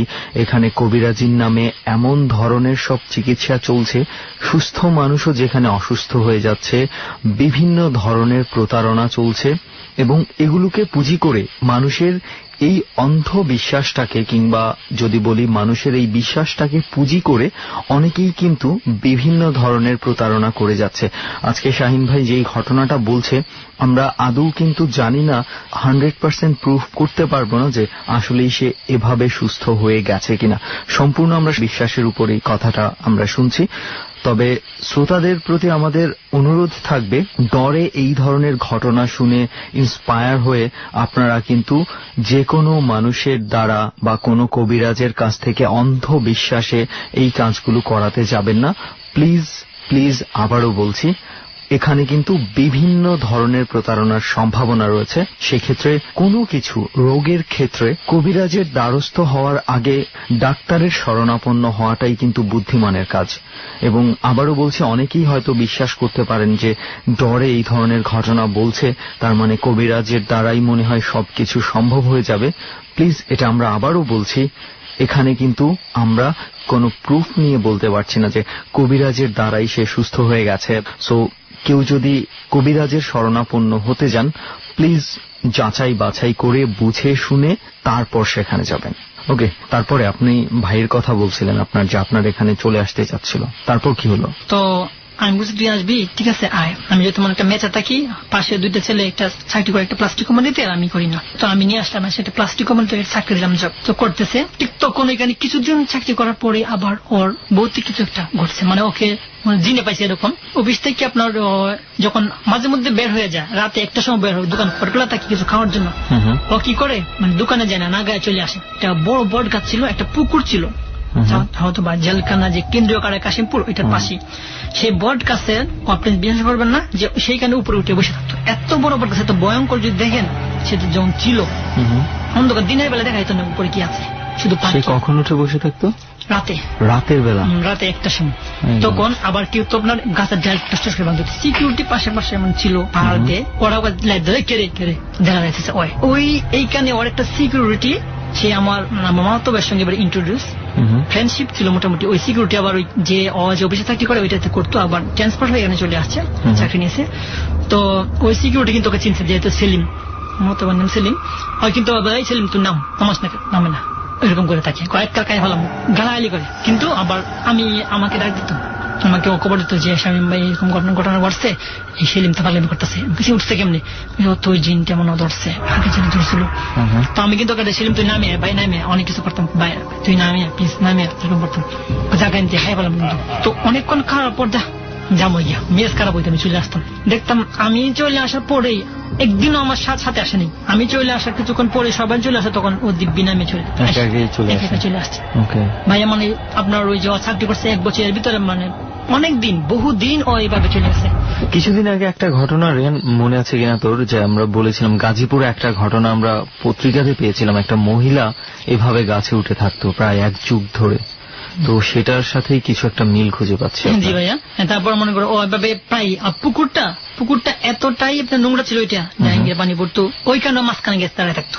আচ্ছা, কিন্তু ভাইয়া কেটে রহস্য জানেন, ওই মাঝখানে গিয়ে গোসল করতো, প্রচন্ড শীত, কিছু হতো না, ঠিক আছে, ওর কিন্তু স্বাস্থ্য দিন দিন শুকিয়ে যেতেছিল, কিন্তু একসময় অনেক পরিষ্কার ছিল, কিন্তু তারপর কিন্তু নোংরা হয়ে গেল, বেশ বেশি বুঝতে করে না তুই এরকম নোংরা থাকিস কিসের জন্য, জানিস আমি পড়াশোনা করি, আমার ফ্রেন্ড সার্কেল আসলে তুই দিলে কেমন করবো। কিন্তু একটা বিশেষ গুণ কি ভাইয়া, ছেলে মানুষ কিন্তু এত চমৎকার রান্না করতো বিশ্বাস করবেন না যদি কান, আমি জাস্ট ভাই কসম করে বলছি সত্যি এটা সত্যি। অনেক ছেলেরা বর্তমানে সারা ওয়ার্ল্ড ওয়াইড এমন বিখ্যাত বিখ্যাত শেফরা হচ্ছে ছেলে, সো ছেলেরা রান্না করতেই পারে। ঠিক আছে, কিন্তু সে রান্না তো এত শিখে নাই, এত মজার টেস্টি রান্না হইতো না। ওকে আগে থেকেই সেই রান্নার হাত ছিল, তারপর কি হলো ওইখানে যাইতো ওই পুকুরটাতে, তখন কিন্তু ওই আবার সিকিউরিটি ডাকতো, ডাকার পরে যে চিকামিকা করতে করতে অনেক পরে উঠে আসতো। একদিন ওর আব্বাকে বললাম আমি যে মামা তুই আবার ধরছে ওইটা, কিন্তু ও যখন আবার সেন্স ফিরে পাইতো সবাই তখন বলতো যা কিছুই না, আর আমি বলছি শুন তুই বাইরে থেকে সুস্থ। মানে তার কি মানে মনে থাকতো না স্বাভাবিক অবস্থায় সে যে গাছে উঠে যাচ্ছে, পুকুরে নেমে যাচ্ছে, এগুলো মাথায় থাকতো না? না, আসার পরে থাকতোই না। কিন্তু ভাই একদিন রাতের বেলায় আমি করে জানি বাজারে গেছি, তখন ওরে মানে জিনে ভর করছে, মানে ভয় বল করার পর বিশ্বাস করবেন না, আমাদের মেসের পাশে 5-7টা পোলাপান আসছে, ও প্রচন্ড করতেছে, গালালি করতেছে, এটি মানে আর দাঁত গুলা এত করে মনে করেন যেন কিমির করতো, মনে হইতেছে আপনার হাড় ভাঙতেছে, প্রচন্ড শখ। আমি দেখলাম কি যে ওরা 5-7 জনের দূরে রাখছে, সবার উড়ে পালাই দেয়, এত ছোট মানে একটা ছেলে এত শক্তি আসলো কোথা থেকে, কাছে আসলে আমি আসলে খাই ফেলাম, কুচে আসবে না খাই ফেলাম, তুই বাপ ধরস না, বাপ ধর্ম তোর এক ফুল জায়গা মনে করতো। কিন্তু ও আমাকে এতটাই মনে করে শ্রদ্ধা করতে এক সময় বাইরের কথা কইতো, কিন্তু এই সময় এরকম করতো। আমি অ্যাকচুয়ালি বিশ্বাস করি বুঝছি ও মানে বাপ ধরতেছে এরকম, কি জন্য ধরে আমি জানি না। তার কিছুদিন পর আমি ওর আব্বুকে বললাম যে মামা আপনি আসেন নিয়ে যান। আপনার মামা একদিন আসলো, আসার পর মানে আমার একটা ড্রেস ছিল মানে বানাইছি আমি যে পরীক্ষা দেবো, ওর ফ্রেন্ড যেটা ছিল আপনার সিকিউরিটি, ওই কিন্তু ওর সাথে কি একটা মানে গন্ডগোল গতিকের জন্য আমি চাকরি করবো না, ও বারবার আমাকে ডিস্টার্ব করবার জন্য যায়। তখন মানুষ যে তোর বন্ধু এখানে উঠে বসে আমি যাবো কা, অলরেডি চলে গেছে, কিন্তু সেই খবরটা শুনতেছে যে ও আজকে চলে গেছে, কেন জানি বলছে। ও কি করছে, ওর আব্বু বলছে যে তুমি থাকো, আমি একটা কবজ নিয়ে আসি, মাঝে মধ্যে ঘুরতে এরকম হয়। তাহলে মামা বলতেছে ঠিক আছে আমি থাকি, তুই চলে আসছি। হ্যাঁ আমি আর ভাই আসলে তুমি আমি যে কুমিল্লা গেছি, আর ছেলেটা ভাই ছিল কুমিল্লা, ওর ফ্রেন্ডের বাড়ি বেড়াতে, ওইখানে গেছি, সেটা তুমি বলবা না, বলবা যে ও মানে কোথায় জানি গেছে একটা তাবি জানার জন্য। তো আমি আসলাম, মামা ছিলাম কোথায়, নতুন ড্রেস পরে যে কই গেছে স্কুল কথা জানার জন্য, তুমি 10 টাকা পাই না, আমি কালকে সকালে আমি কলেজ যাবো, এটা পরে এটা হ্যাঁ আবার ওইটা নিয়ে গেছে। আমি কিন্তু জাস্ট কাপড়ের জন্য মন খারাপ করছি যে ও আগের মতন নোংরা ভাবে তাকে এরকম ওই ছেলেটার আমরা চলে গেছে ব্রাহ্মণবাড়িয়াতে, সলিমগঞ্জ নামে জায়গা, ওইখানে চলে গেছে। চলে যাওয়ার পর গিয়ে ওইখানে থাকতেছে, ওইখানে থাকাকালীন সময় ও কি করে যে পাগলাম গাছ উঠে যায়, হ্যাঁ আবার দেখি থাকে না, আবার দেখি মানে আন্তাজি বইলেই মানে রান্না বান্না শুরু করে দেখে যায়, তরকারি কুটে এরকম করে নিয়ে আমার সামনে। তো ওইগুলা কি তো ওদের ওখানে যে থাকছে এরকম করছে, তো ওরা কিছু বলছে? শুনেন তখন তো আর ফোনের যুগ ছিল না, 6 সাল সবাই ফোন ইউজ করতো না, তখন কিন্তু এক সময় মানে অতিষ্ঠ হয়ে আপনার ওই মানে ওর চাচাই ফোন দিল অফিসে যে এরকম ছেলে আসছে এখান থেকে গাজীপুর থেকে আইসা, তো এরকম দুষ্টামি করতেছে, এরকম পাগলামি করতেছে। তো ওর বাইরে বলেন ওর ভাই আছে, ও যেন নিয়ে যায়, ও কইতেছে তোর যাওয়া লাগবো, মানে ও জোর করতেছে ওর ফ্রেন্ডে নিয়ে এখানে, তোর যাওয়া লাগবো, তুই না গেলে আমি যাবো না। এরপর ওর ভাই ফোন করছে, আবার ওই যে ফ্রেন্ড আর কি ওই ফোন করছে যে আমি গেলাম, গিয়ে ফোনে কথা বললাম যে তুমি ওকে নিয়ে যাও এসে। তো আমি আবার আসলাম বাসায়, আইসা ফোন পাই আর কি, আইসা বললাম মামা যে এরকম হয়েছে, ও তো এরকম পাগলামি করতেছে, কেমন আবার এই দিনটা আসা করছে, আবার তুমি যাও বাবা নিয়ে আসো, কান্নাইতে করতেছে। ঠিক আছে আমি যাচ্ছি। তো আমি কিন্তু রওনা দিয়ে গেলাম রাতে ওদের গ্রামে, কিন্তু যখন ওদের বাড়িতে গেলাম তখন বাজারে দেখলাম কিছু সংখ্যক মানুষ ডাক্তারের কাছে মানে আলোচনা করতেছে ওদের বাড়িরই, আবার ওই ছেলে ওর ফ্রেন্ডরা আমাকে বলতেছে ভাই দেখছেন তো আমি ওর জন্য কত কি করলাম, তারপর আমি কিছু পারলাম না ওরা করতে। আমি কি হয়েছে আপনি যান বাসায়। বাড়িতে যাওয়ার পরে যে দেখলাম কিছু মহিলা বসে রয়েছে, কিছু পুরুষ মানুষ আছে চেয়ার নিয়ে, আবার একটা মানে হারিকেন বড় এটা জ্বালানো, আবার ওই যে উপর দিয়া সামিয়ানা টানা, হ্যাঁ ওরকম ইয়ে করে রয়েছে যে বিয়ের মসজিদে হালকা এরকম। তো আমি বলছি কি হয়েছে, তখন আমি বললাম বাবা তুমি বসো, মুরব্বী লোক বলতেছে আর কি, আমি ঠিক আছে বসলাম। দেখো মানুষের তো হায়াত মত কারো হাতে না, তখন আমি আমার মন থেকে জানা দিতাম এগুলো কি বলতেছেন, বলতেছে কি যে তুমি শান্ত, কি হয়েছে বলেন, সেলিম কোথায় আমাকে ডাক দেন, কান্না বাড়ি বলতে যে কি হয়েছে বলেন, তুমি শান্ত, শান্ত আছে আমাকে বলেন কি হয়েছে। এমনিতে বুক পেটে কান্না আসতে হুট করে ওই যে পাশে একটা ঘর ছিল, সেই ঘরটার প্রতি কিছু মানুষ কোরআন শরীফ পড়তেছে, তখন বলছে কি কয় যে সেলিম তো মারা গেছে। মানে কিভাবে? তো কথা বলার পর ভাই আমি আমার অনেক কষ্ট লাগলো শুনে, ছোটবেলাতে একসাথে বড় হয়েছি। আমি একটা চিৎকার দিলাম, আমি বলছি না বসে বলে এটা হতে পারে না, সুস্থ মানুষ আছে কিভাবে মারা গেল। কয় বাবা আমরা অনেক চেষ্টা করছি ওকে বাঁচাতে পারলাম না। কিভাবে মৃত্যুটা হয়? কিভাবে মৃত্যুটা হয় বলতে ওরা বলতেছে কি যে কিভাবে হইলো, ও অত মানে যখন ওর মা বলছে ওর ভাইয়া বলছে যাও যে তোর স্বামী মেয়েকে আসতেছে তোর দিব, দেখি শেষে উমর বলছে ফ্রেন্ডে তুই যার কাপড় চোয়া নিয়ে আসা, তুই এনে বাজলামি করতেছ, তোরা দিচ্ছে কি করে। আমি কিন্তু রাগে গেছি, ওরা গিয়ে একটা তাবড়া দিন, সব কিছু একটা সীমা থাকা দরকার। ড্রেসের জন্য কিন্তু আমি মন খারাপ করছি। ওনারা বলছে যে আমার কথা শুনে যে আমি আসতেছি, তখন ওকে আমি দেখা করবো যাবো কাকু ভাই কি করছো তুই যাবে মানে ও আবার ঘুরে যাবেন, ঘুরে যাক। আপনার ভয়ে সে ওখান থেকে চলে যেতে চলে ঠিক আছে। তখন প্রায় আপনার আসরের আজানের পর ওদের বাড়ি থেকে আসার কিছুটা পরে আপনার যে বড় নদী যেটা, তো ওইটার চর, বিশাল চর, সে চর দিয়ে সে হাইটে আসতেছে। হাইটে আসার পর কে জানি ওকে ভালো চরে ধাক্কা দিয়ে ফেলে, ধাক্কা দিয়ে পালায় দেওয়ার পর আপনার ওর মোটামুটি ওরে এমন একটা সিস্টেম করতেছিল যে হয়তো বড় আপনার ভালো চর ডুবাই ফেলাইতো এরকম। কিন্তু দূর থেকে আবার মানে কয়েকটা লোক আসতেছে, যেহেতু ওরাও তো মানে হয়তো মানে লঞ্চে যাবে আর কি এরকম ভাবে। তো ওরা আসছে যে দেখলো যে হচ্ছে ছেলেটা পরিয়াম এরকম করতেছে, ওরা দৌড়ে আসলো, আসলে কিসি তখন এসে দেখে কি মুখে আপনার মাথার হাতে বালু টলে বই একদম নাস্তাস, কিন্তু ওর এরকমটা অবস্থা মুখ দিয়ে ফেনা পড়তেছে। আচ্ছা, মুখ দিয়ে কালো কালো ফেনা এরকম পড়তেছে। তো ওকে সবাই বলবো এই তোমার বাড়ি হয়ে চলে, কিন্তু একটা লোক চিনছে তো ওই যে উম্মদের বাড়িতে বেড়াতে আসছে, দেখতেছি আগে আসছে, কত লোকে নিয়ে যায়। ওরা দৌড়াদৌড়ি করে ওদের বাড়িতে নিয়ে গেল। বাড়িতে নিয়ে যাওয়ার পর মানে ওর বড় বড় চোখ করতেছে আর মনে করে এরকম এরকম শব্দ করতেছে।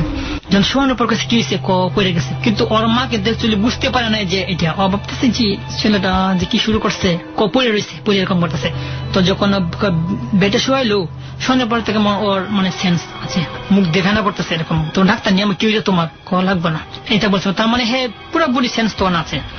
ঠিক তখন এই মুহূর্তে উনি যখন পাশে মানে বাড়িতে একজন ফার্মেসি যে ডাক্তার বলে উনি ছিল, ওনাকে ডাক দেয়া আনছে, নিয়ে এসে যখন মানে দরজা উঠবে ঠিক তখনই তার ডাক্তার দিয়ে তাকাইছে, বড় চোখ করে তাকাইছে, তাকায় অনেক বড় করে চোখ করে তাকাই, মানে ডাক্তারটা ভয় পেয়েছে কিরি এরকম বললো। এবার ডাইরেক্ট কোনো কথা নেই, টাচ করে আপনার মনে করো গাড় ঘুরাইছেন, ঘুরাই এখানে একবারে শেষ। আমার মনে হয় যে এরকম একটা অবস্থা যখন গাড় মনে কেউ মটকে ফেলাইছে নিজেতে কি নিজেই নিজের ঘাড় এমন ভাবে ঘুরাইছে যে মানে মটকাই গেছে। তারপর তোর বাবা গেল, যাও এরকম কান্নাটি হইলো। আমি যখন সারা রাত ওর পাশে বসেছিলাম, সারা রাতে কাঁদছি মারা যাওয়ার পরে ব্লাস্টটা, কিন্তু আমি দেখলাম কি আমার মনে হচ্ছে যে ও জীবিত, স্পষ্ট আমার দিকে তাকাই আছে। যখন দৌড় জন্য নিয়ে যায়, যখন দইতে তখন একটা ছেলে ছিল অসায় ছাটি করতো, ওই যে ওর ফ্রেন্ডের ফ্রেন্ড, তো সে কিন্তু দইছে। দেওয়ার পরে ও এখানে লাস্টটা দেওয়ার পরে যখন আমরা বাড়িতে নিয়ে আসবো তখনই কিন্তু ও বলছে যে ভাই আসামি ভাই এরকম একটা ঘটনা কি হয়েছে, ওর তো আপনার পিঠে একটা দাগ, কালো একটা দাগ, মনে হয় যে ওনাকে অনেকে আবার তাবড়া দিছে। গায়ের চেয়ারম্যান আসছিল, উনি এসে বলছে আচ্ছা বুড়া চাচা আপনার মামা বলতে কামতেছে, বলতেছে আল্লাহ বাবা আমার এই ছেলেগুলো আমার সম্বল ছিল, আমার তো অর্থ সম্পদ একটা নাই গিয়া, আমার কোন দাবি নাই গিয়া, এখন যদি পোস্টমর্টম রিপোর্ট এগুলো করাইতে যাই তখন তো খাট বছর দরকার না গিয়া, আপনি এক কাজ করেন আমার ছেলেটাকে নেওয়ার জন্য একটা এমব্যুলেন্স বার করে দেন যাতে এই খরচটা আপনারা দেন, ওর লাশ নিয়ে আসতাম।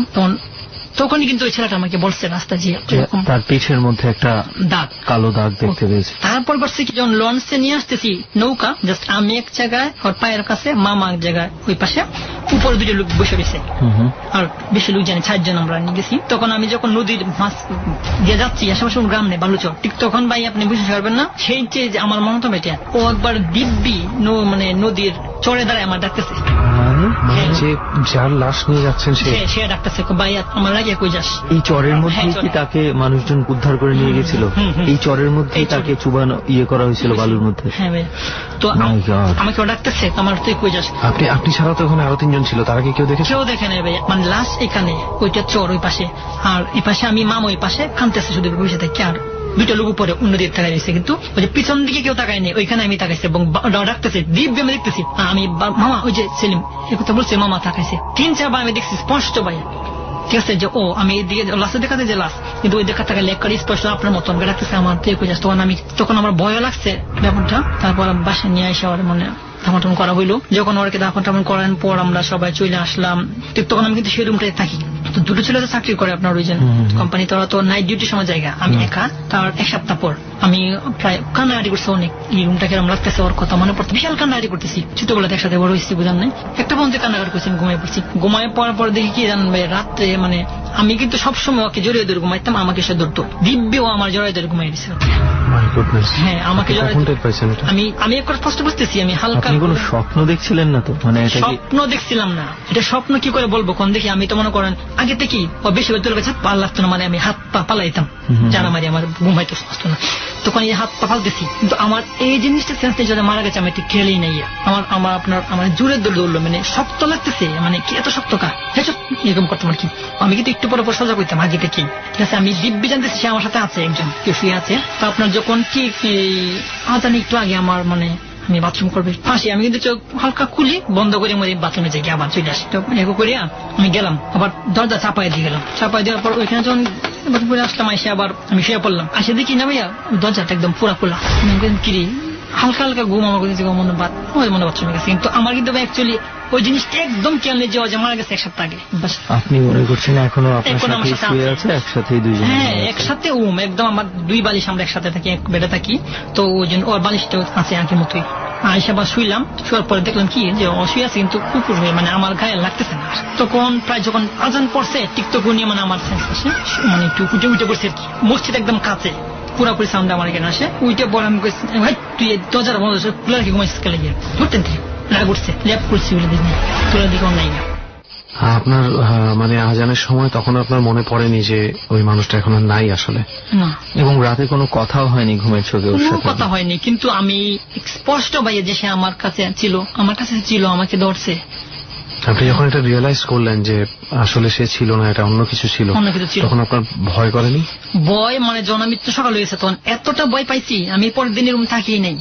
সবাইকে বলছি, বিশেষ করে মানে ম্যাচে কয়েকটা বুয়া ছিল, ওদেরকে বলছি, বুয়া আমাকে মানে একটু পড়াটা দিল, উত্তর দিল, ভাই বাবা তুমি এখান থেকে চলে যাও, তোমার ক্ষতি হয়ে যাবে হয়তো বা। ওখান থেকে কি আপনি চলে এসছেন? হ্যাঁ, ওইখান থেকে তার পরের দিন আমি চলে আসছি। আসলে মানে আবেগ এবং ভয় দুটোর। আর ভাই আরেকটা কি জানেন, ওর আপু আছে, ওর আম্মু আছে, ওরা ওকে স্বপ্নে খুব কমই দেখি, কিন্তু আমি বিশ্বাস করবেন না যে এখানে আজকে বলতেছি আমি সপ্তাহে 4 দিন স্বপ্নে দেখি, 4 দিন ওকে স্বপ্নে দেখি। এটা হতে পারে আপনার সাথে খুব অ্যাটাচড ছিল। আপনি যেটা বললেন যে আপনারা মানিক জোর ছিলেন, সো সেক্ষেত্রে এটা হতে পারে। বাট কিন্তু ভাই আমাকে কোনো সময় কোনো ভয় দেখায় না। মাঝে মধ্যে এরকম আছে যে ঘুমের ঘরে আমাকে কি যেন মারতেছে, একদম নিয়ে যাচ্ছে টাইনে জঙ্গলে কিংবা পানিতে, উঠো আমি গাড়ি ঘুমে, তারপর আবার আমি মনে মনেই ওই অবস্থায় আমি চূড়া করি, এরকম প্রায় রাতে আমাকে ঘটতেছে, কিন্তু বড় ধরনের কোনো কিছু হয় নাই। আসলে আপনি যে গল্পটা বললেন একটু আগে যে আপনার পাশে এসে শুয়ে থাকার যে ব্যাপারটা, তা আমি ভাবছিলাম যে মৃত্যু যদি একটা মানুষকে ছুঁয়ে যায় তাহলে কিছু না কিছু তো রেখে যাওয়ার কথাই। যাই হোক, মানে কি বলবো যে আপনার জায়গায় অন্য কেউ হলে কতটুকু ঠান্ডা থাকতে পারতো, বা একদম শুরুতেই যদি কারো মাথায় এটা আসতো যে এই মানুষটা আমার পাশে শুয়ে আছে, সে মৃত, সেই ক্ষেত্রে কি হতো আমি জানি না, আপনিও জানেন না। Some things do not have any explanation. আর সবচেয়ে বড় কথা, এমন কাছের কেউ যদি খুব মানে অ্যাবনর্মাল ভাবে এভাবে মারা যায়, ওটা এমনিতেই কেন যেন একটা মানে ভয়ের একটা কারণ হয়ে দাঁড়ায়। উনি যখন ওই অবচেতন অবস্থায় ছিল, মানে সেই তার অতৃপ্ত আত্মা বা যাই বলি না কেন, যে তাকে এক জায়গা থেকে কিন্তু ইঙ্গিত করেছে আমাকে নিয়ে যা, তার অবচেতন অবস্থায় এসেই তার ভাই হয়তো আবার তার সাথে কিছুটা সময় কাটাতে চেয়েছে। যাই হোক, মানে কিছু বলার নেই। যাই হোক, আসলে আমরা মানে ঘুরাই এখান থেকে, একটু অন্যদিকে যাই, রাজু ভাইয়ের কাছে যাই না। এতক্ষণ শুনলাম, মানে কি বলবো, গল্প বলবো, ঘটনা বলবো, আসলে গল্প বললে ব্যাপারটা কেমন জানি হয়ে যায়, রাইট? রূপকথা বানানো হয়ে যায়। যেহেতু তবে আমি এতটুকু বলবো যে যেটাই হোক, ঘটনা যেটা ঘটেছে সেটা যাতে কারোর সাথে না ঘটে, এতটুকুই আশা। যাই হোক, আমাদের সাথে আরো অনেকেই আছে আমাদের সাথে রাজু ভাই, যার কথা অনুযায়ী আমরা আজকে এই শয়তান পুকুরের মতন একটা জায়গায় এসেছি। থ্যাংক ইউ রাজু ভাই, আপনাকে আরো একবার। তো এতক্ষণ তো শুনলেন শামীম ভাইয়ের গল্প, কেমন লাগলো? হার্ট টাচ করা একটা স্টোরি, খুব ভালো লাগছে। আর নিজের রিলেটিভের সাথে ঘটে যাওয়া ঘটনা, সেম টু মি, আমারও এরকমই একটা। আপনার কি রিলেশন, মানে ব্লাড রিলেশনের ভেতরে পড়েছে আপনার ঘটনাটাও? হ্যাঁ, আমার মার সাথে ঘটে যাওয়া ঘটনা। তাই? আচ্ছা, শুনি একটু আমরা। এটাই কি আপনার জীবনের প্রথম মানে প্যারানর্মাল কি বলবো যে অ্যাকসেপ্টেন্স, বা প্রথমবারের মতন এটা থেকেই কি আপনার বিশ্বাস শুরু হয়? হ্যাঁ। আচ্ছা, তো আমাদেরকে একটু শুরু থেকে বলুন যে কিভাবে আপনার এই বিশ্বাসটা আপনি তৈরি করলেন যে হ্যাঁ এই ধরনের ব্যাপারগুলো আছে। আমার জন্মের আগে আমার মা 2বার প্রজেক্ট হয়েছিল, আর ও স্টোরিগুলো আমি বেশি একটা জানি না। আপনার জন্মের আগেই আপনার মা 2বার পজেসড হয়? জি। তারপরে যেটা মূল স্টোরি আর কি, আমি যেটা দেখছি আর কি 1997 সালে যে কোনো একটা মাস হবে। বাবা ঢাকা চাকরি করে, আমি আর মা থাকি গাজীপুরে, গাজীপুর কোনাবাড়ি। প্রতিদিনের মতো আমরা রাত্রে একদিন শুয়ে আছি, অনেক রাত্রে হঠাৎ করে আমার ঘুমটা ভেঙে গেল। ভেঙে যাওয়ার পরে আমি কেন জানি জানালার দিকে চোখ গেল। আচ্ছা, চোখ যাওয়ার পরে আমাদের আর কি এটা বলতে হবে বা আমাদের রুমটা কিরকম প্লিজ। আর যে চারিদিকে বিল্ডিং আর কি, টিন সেট বিল্ডিং। হ্যাঁ, টিন সেট বিল্ডিং। চালটা হচ্ছে টিনের আর চতুর্দিকে ইটের দেয়াল। হ্যাঁ, ওকে। আর এই জায়গাগুলো যে লোহার যে জানলাগুলো থাকে এগুলা, তো হঠাৎ করে প্রচন্ড এক বাতাসে জানলাগুলো অনেক শব্দে খুলে গেল। আচ্ছা, খুলে যাওয়ার পরে তাকে দেখি বাইরে থেকে বাতাস আসছে এবং প্রচুর কালো অন্ধকার। আমি এতে দেখে প্রচুর ভয় পেলাম। মানে কালো অন্ধকার বলতে কি কালো ধোঁয়া বোঝাচ্ছেন? ধোঁয়া ধরনের কিছু এরকম একটি আটকে আসছে, যে একটা জানলার সাইড সোজা এরকম আর কি, জানলার সাইডটাই যতটুকু 2টা জানলা খোলা হয়েছে না, এই 2টা জানলার পুরোটা অন্ধকার আর কি, পিছে কিছু দেখা যাচ্ছে না। আচ্ছা আচ্ছা, এবার বুঝতে পেরেছি। এরকম সময় ভয় পেয়ে গিয়ে আমি মাকে ধরবো, এই সময় মা উঠে বসলো। উঠে বসে মা প্রথমে এক এক কি জানি কথা বললো, আমি সঠিক বুঝলাম না। সে নিচে নামলো। আমি ভাষাটা কি বুঝতে পেরেছেন? কি ভাষায় কথা বলছে? না, আমি বুঝতে পারি নাই। তার মানে ভাষাটা বাংলা ছিল না? জি। তারপরে এক একে কথা বললো, পরে গান গাইলো, অনেকক্ষণ গান গাইলো। হ্যাঁ, চুল টুল ছেড়ে দিয়ে সারা ঘর ঘুরছে, গান গাচ্ছে, হাসছে। ছিল বাসায়? না না, আমি আর মাই। তারপরে অনেকক্ষণ এরকম করলো, করার পরে যখন ভোর সকাল হয়ে যাবে তার একটু আগে মা আমাকে বললো, আর তুই ভয় পাইছিস?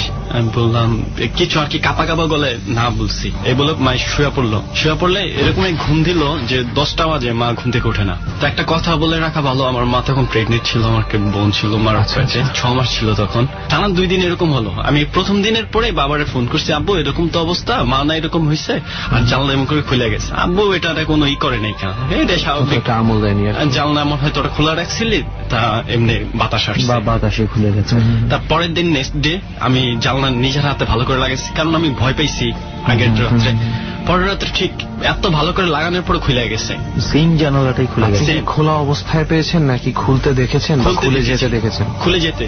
কিভাবে ব্যাপারটা শুনি। এবার সেকেন্ড স্টোরি হয়েছে, আমি শব্দ পাইছি, শব্দ পাই তাকাইছে, দেখি জানলাটা কাঁপছে, মাত্র খোলা হয়েছে, বুঝতে পেরেছেন ভাইব্রেশন দেখে। তারপরে সেদিন এরকমই আমি প্রচুর, সেদিন আগে অনেক ভয়ে কাঁপলাম। সেদিন আর মার দিকে আমি তাকাইলাম না। ও, আপনার মা কি তখন আপনার পাশে ছিল নাকি উঠে গেছে অলরেডি বিছানা থেকে? উঠে গেছে আর কি, জানালাটা খোলার 10-15-20 সেকেন্ড লাগবে, হয় না, সে উঠে যায়।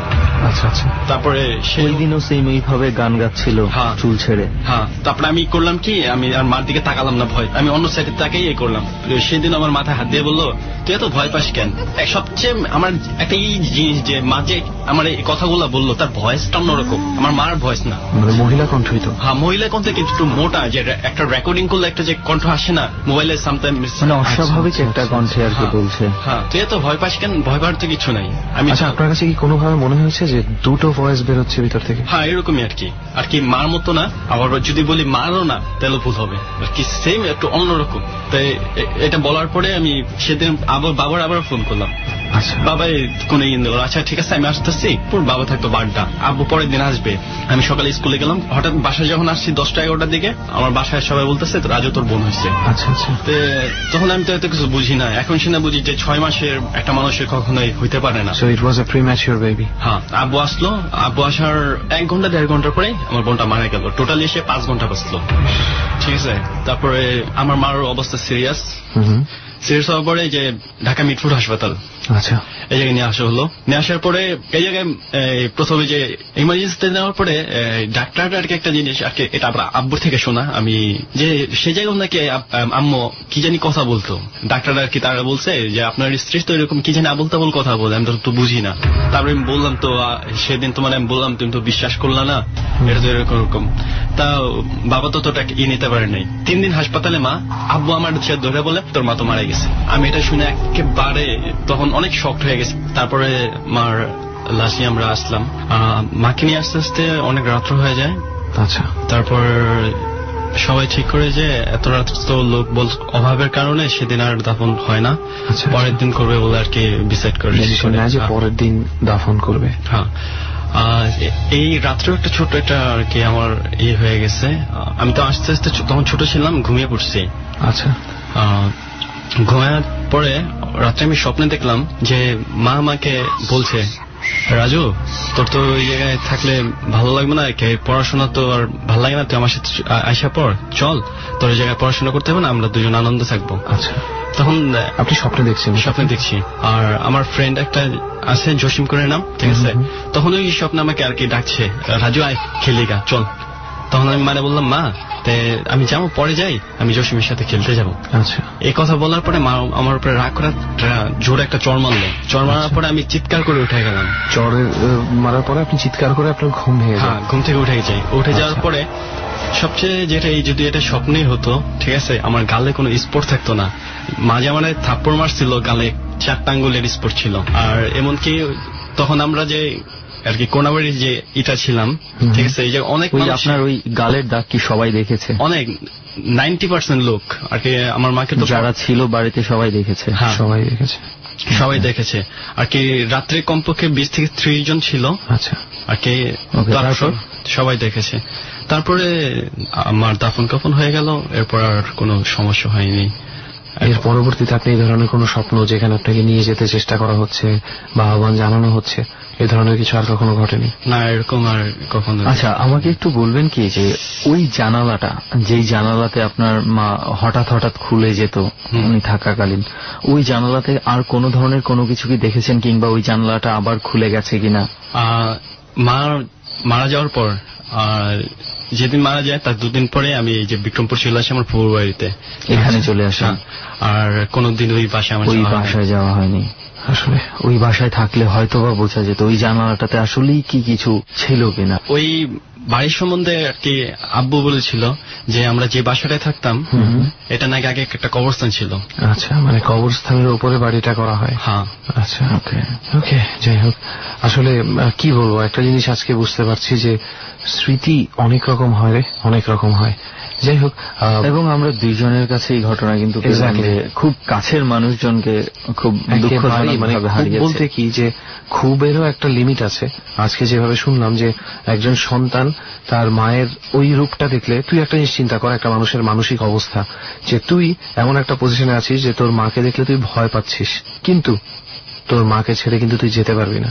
রাইট, কারণ অন্য কেউ হলে আমি দৌড় মেরে চলে যেতে পারবো। এই একটা জায়গায় আছে যেখানে একদম নিশ্চিন্তে নির্ভাবনায় যাওয়া যায়। সবচেয়ে সিকিউর প্লেস একটা সন্তানের জন্য হচ্ছে তার মায়ের কোল বা তার মায়ের কাছে। সেখানে যদি মাকেই ভয় পেতে হয় কোনো কারণে, it's really sad and very horrific, যথেষ্ট ভয়ের একটা ব্যাপার। যাই হোক, রাজু ভাই, এরকম আর কোনো ঘটনা কি আপনার সাথে কখনো ঘটে? হ্যাঁ, এরকম আরেকটা ঘটনা আছে।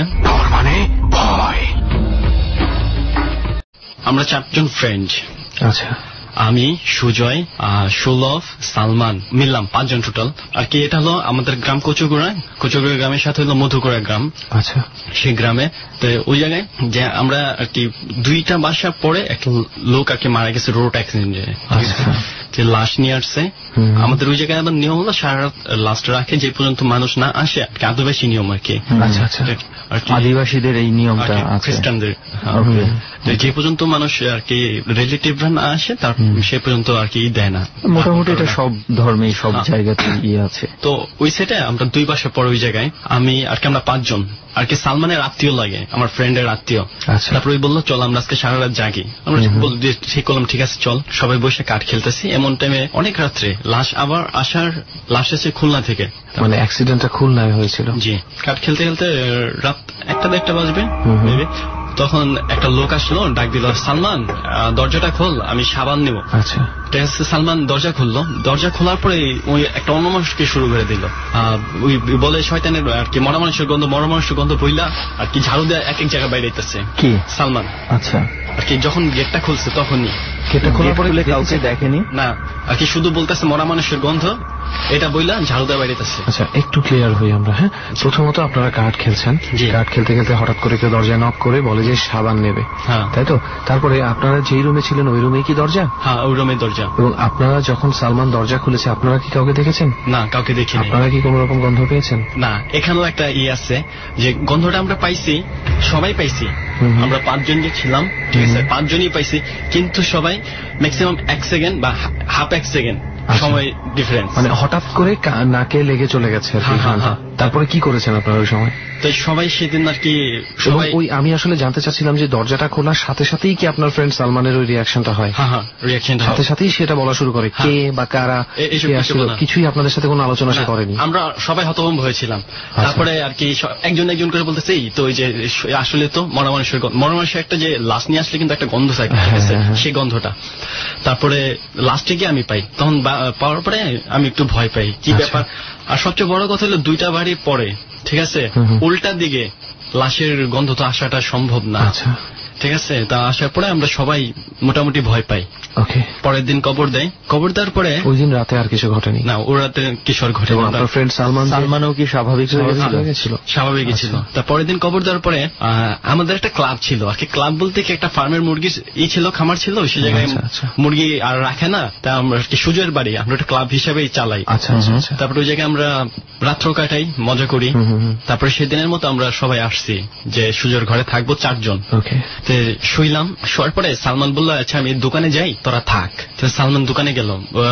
আরেকটা জিনিস বলা হয় নাই, আমরা যেই আর কি খামারটায় থাকবো এর সোজা কবর, আর কবরে মোমবাতি জ্বালানো, এটা ক্লিয়ার দেখা যায়, ঠিক আছে। আমাদের রুমে যে শুয়ে থাকি রুম থেকেও দেখা যায়। মোমবাতি জ্বালানো মানে নতুন কবর হয়েছে সেখানে মোমবাতি জ্বালিয়ে রেখেছে? হ্যাঁ, আচ্ছা। আর কি মোমবাতি দেখা যায়। আর আমরা তো যে ফার্মের থাকি, এটা তো নেটের বেড়া, বাড়ির সবকিছু দেখা যায়। তারপরে সালমান দোকানে গেছে, দোকানে যাওয়ার পরে কটা বাজে? 9টা-10টা। আচ্ছা, আর গ্রামের 9টা-10টা মানে যথেষ্ট রাত। তারপরে সালমান যখন আসতেছে তখন দেখে একটা লোক দাঁড়ায় আছে, ঠিক আছে, মাথা নিচের দিকে তাকায়। কোথায় দাঁড়িয়ে আছে? কবরটা থেকে 5 হাত দূরে, ঠিক আছে। আর কবরটা হলো রাস্তার সাথে সাথে বাসজা, ঠিক আছে। আচ্ছা, ওটা কি কোনো কবরস্থান নাকি স্পেসিফিক কারো কবর? স্পেসিফিক। আচ্ছা। তারপরে ওই যে একজন দাঁড়ায় আছে, তারপরে মাথা নিচা গোটা।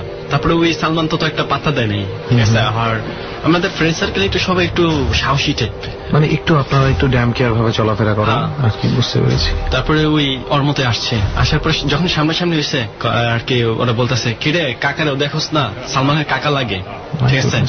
তারপরে ওই তাকাইছে, তাকে ওই চিৎকার দিয়ে ওই জায়গায় সেন্সলেস। কেন কাকা তার ডাক দিয়েছে? বলতে যাচ্ছেন যে কয়েকদিন আগে যার মৃত্যু হলো সে কালকে যে মারা গেছে আর কি, কালকে যে কবর দেওয়া হয়েছে। ও, আপনারা যে লাশটার জন্য অপেক্ষা করছিলেন? জি, সে আলাপ আর কি তার নাম, ঠিক আছে। তার দেখে ওই জায়গায় সেন্সলেস ছিলাম। তারপরে সবাই একসাথে গিয়ে করলাম, ওরা ধরলাম, ধরার পরে ওরা পানি টানি দিয়ে সুস্থ করে আর বাসায় দিয়ে আসলাম।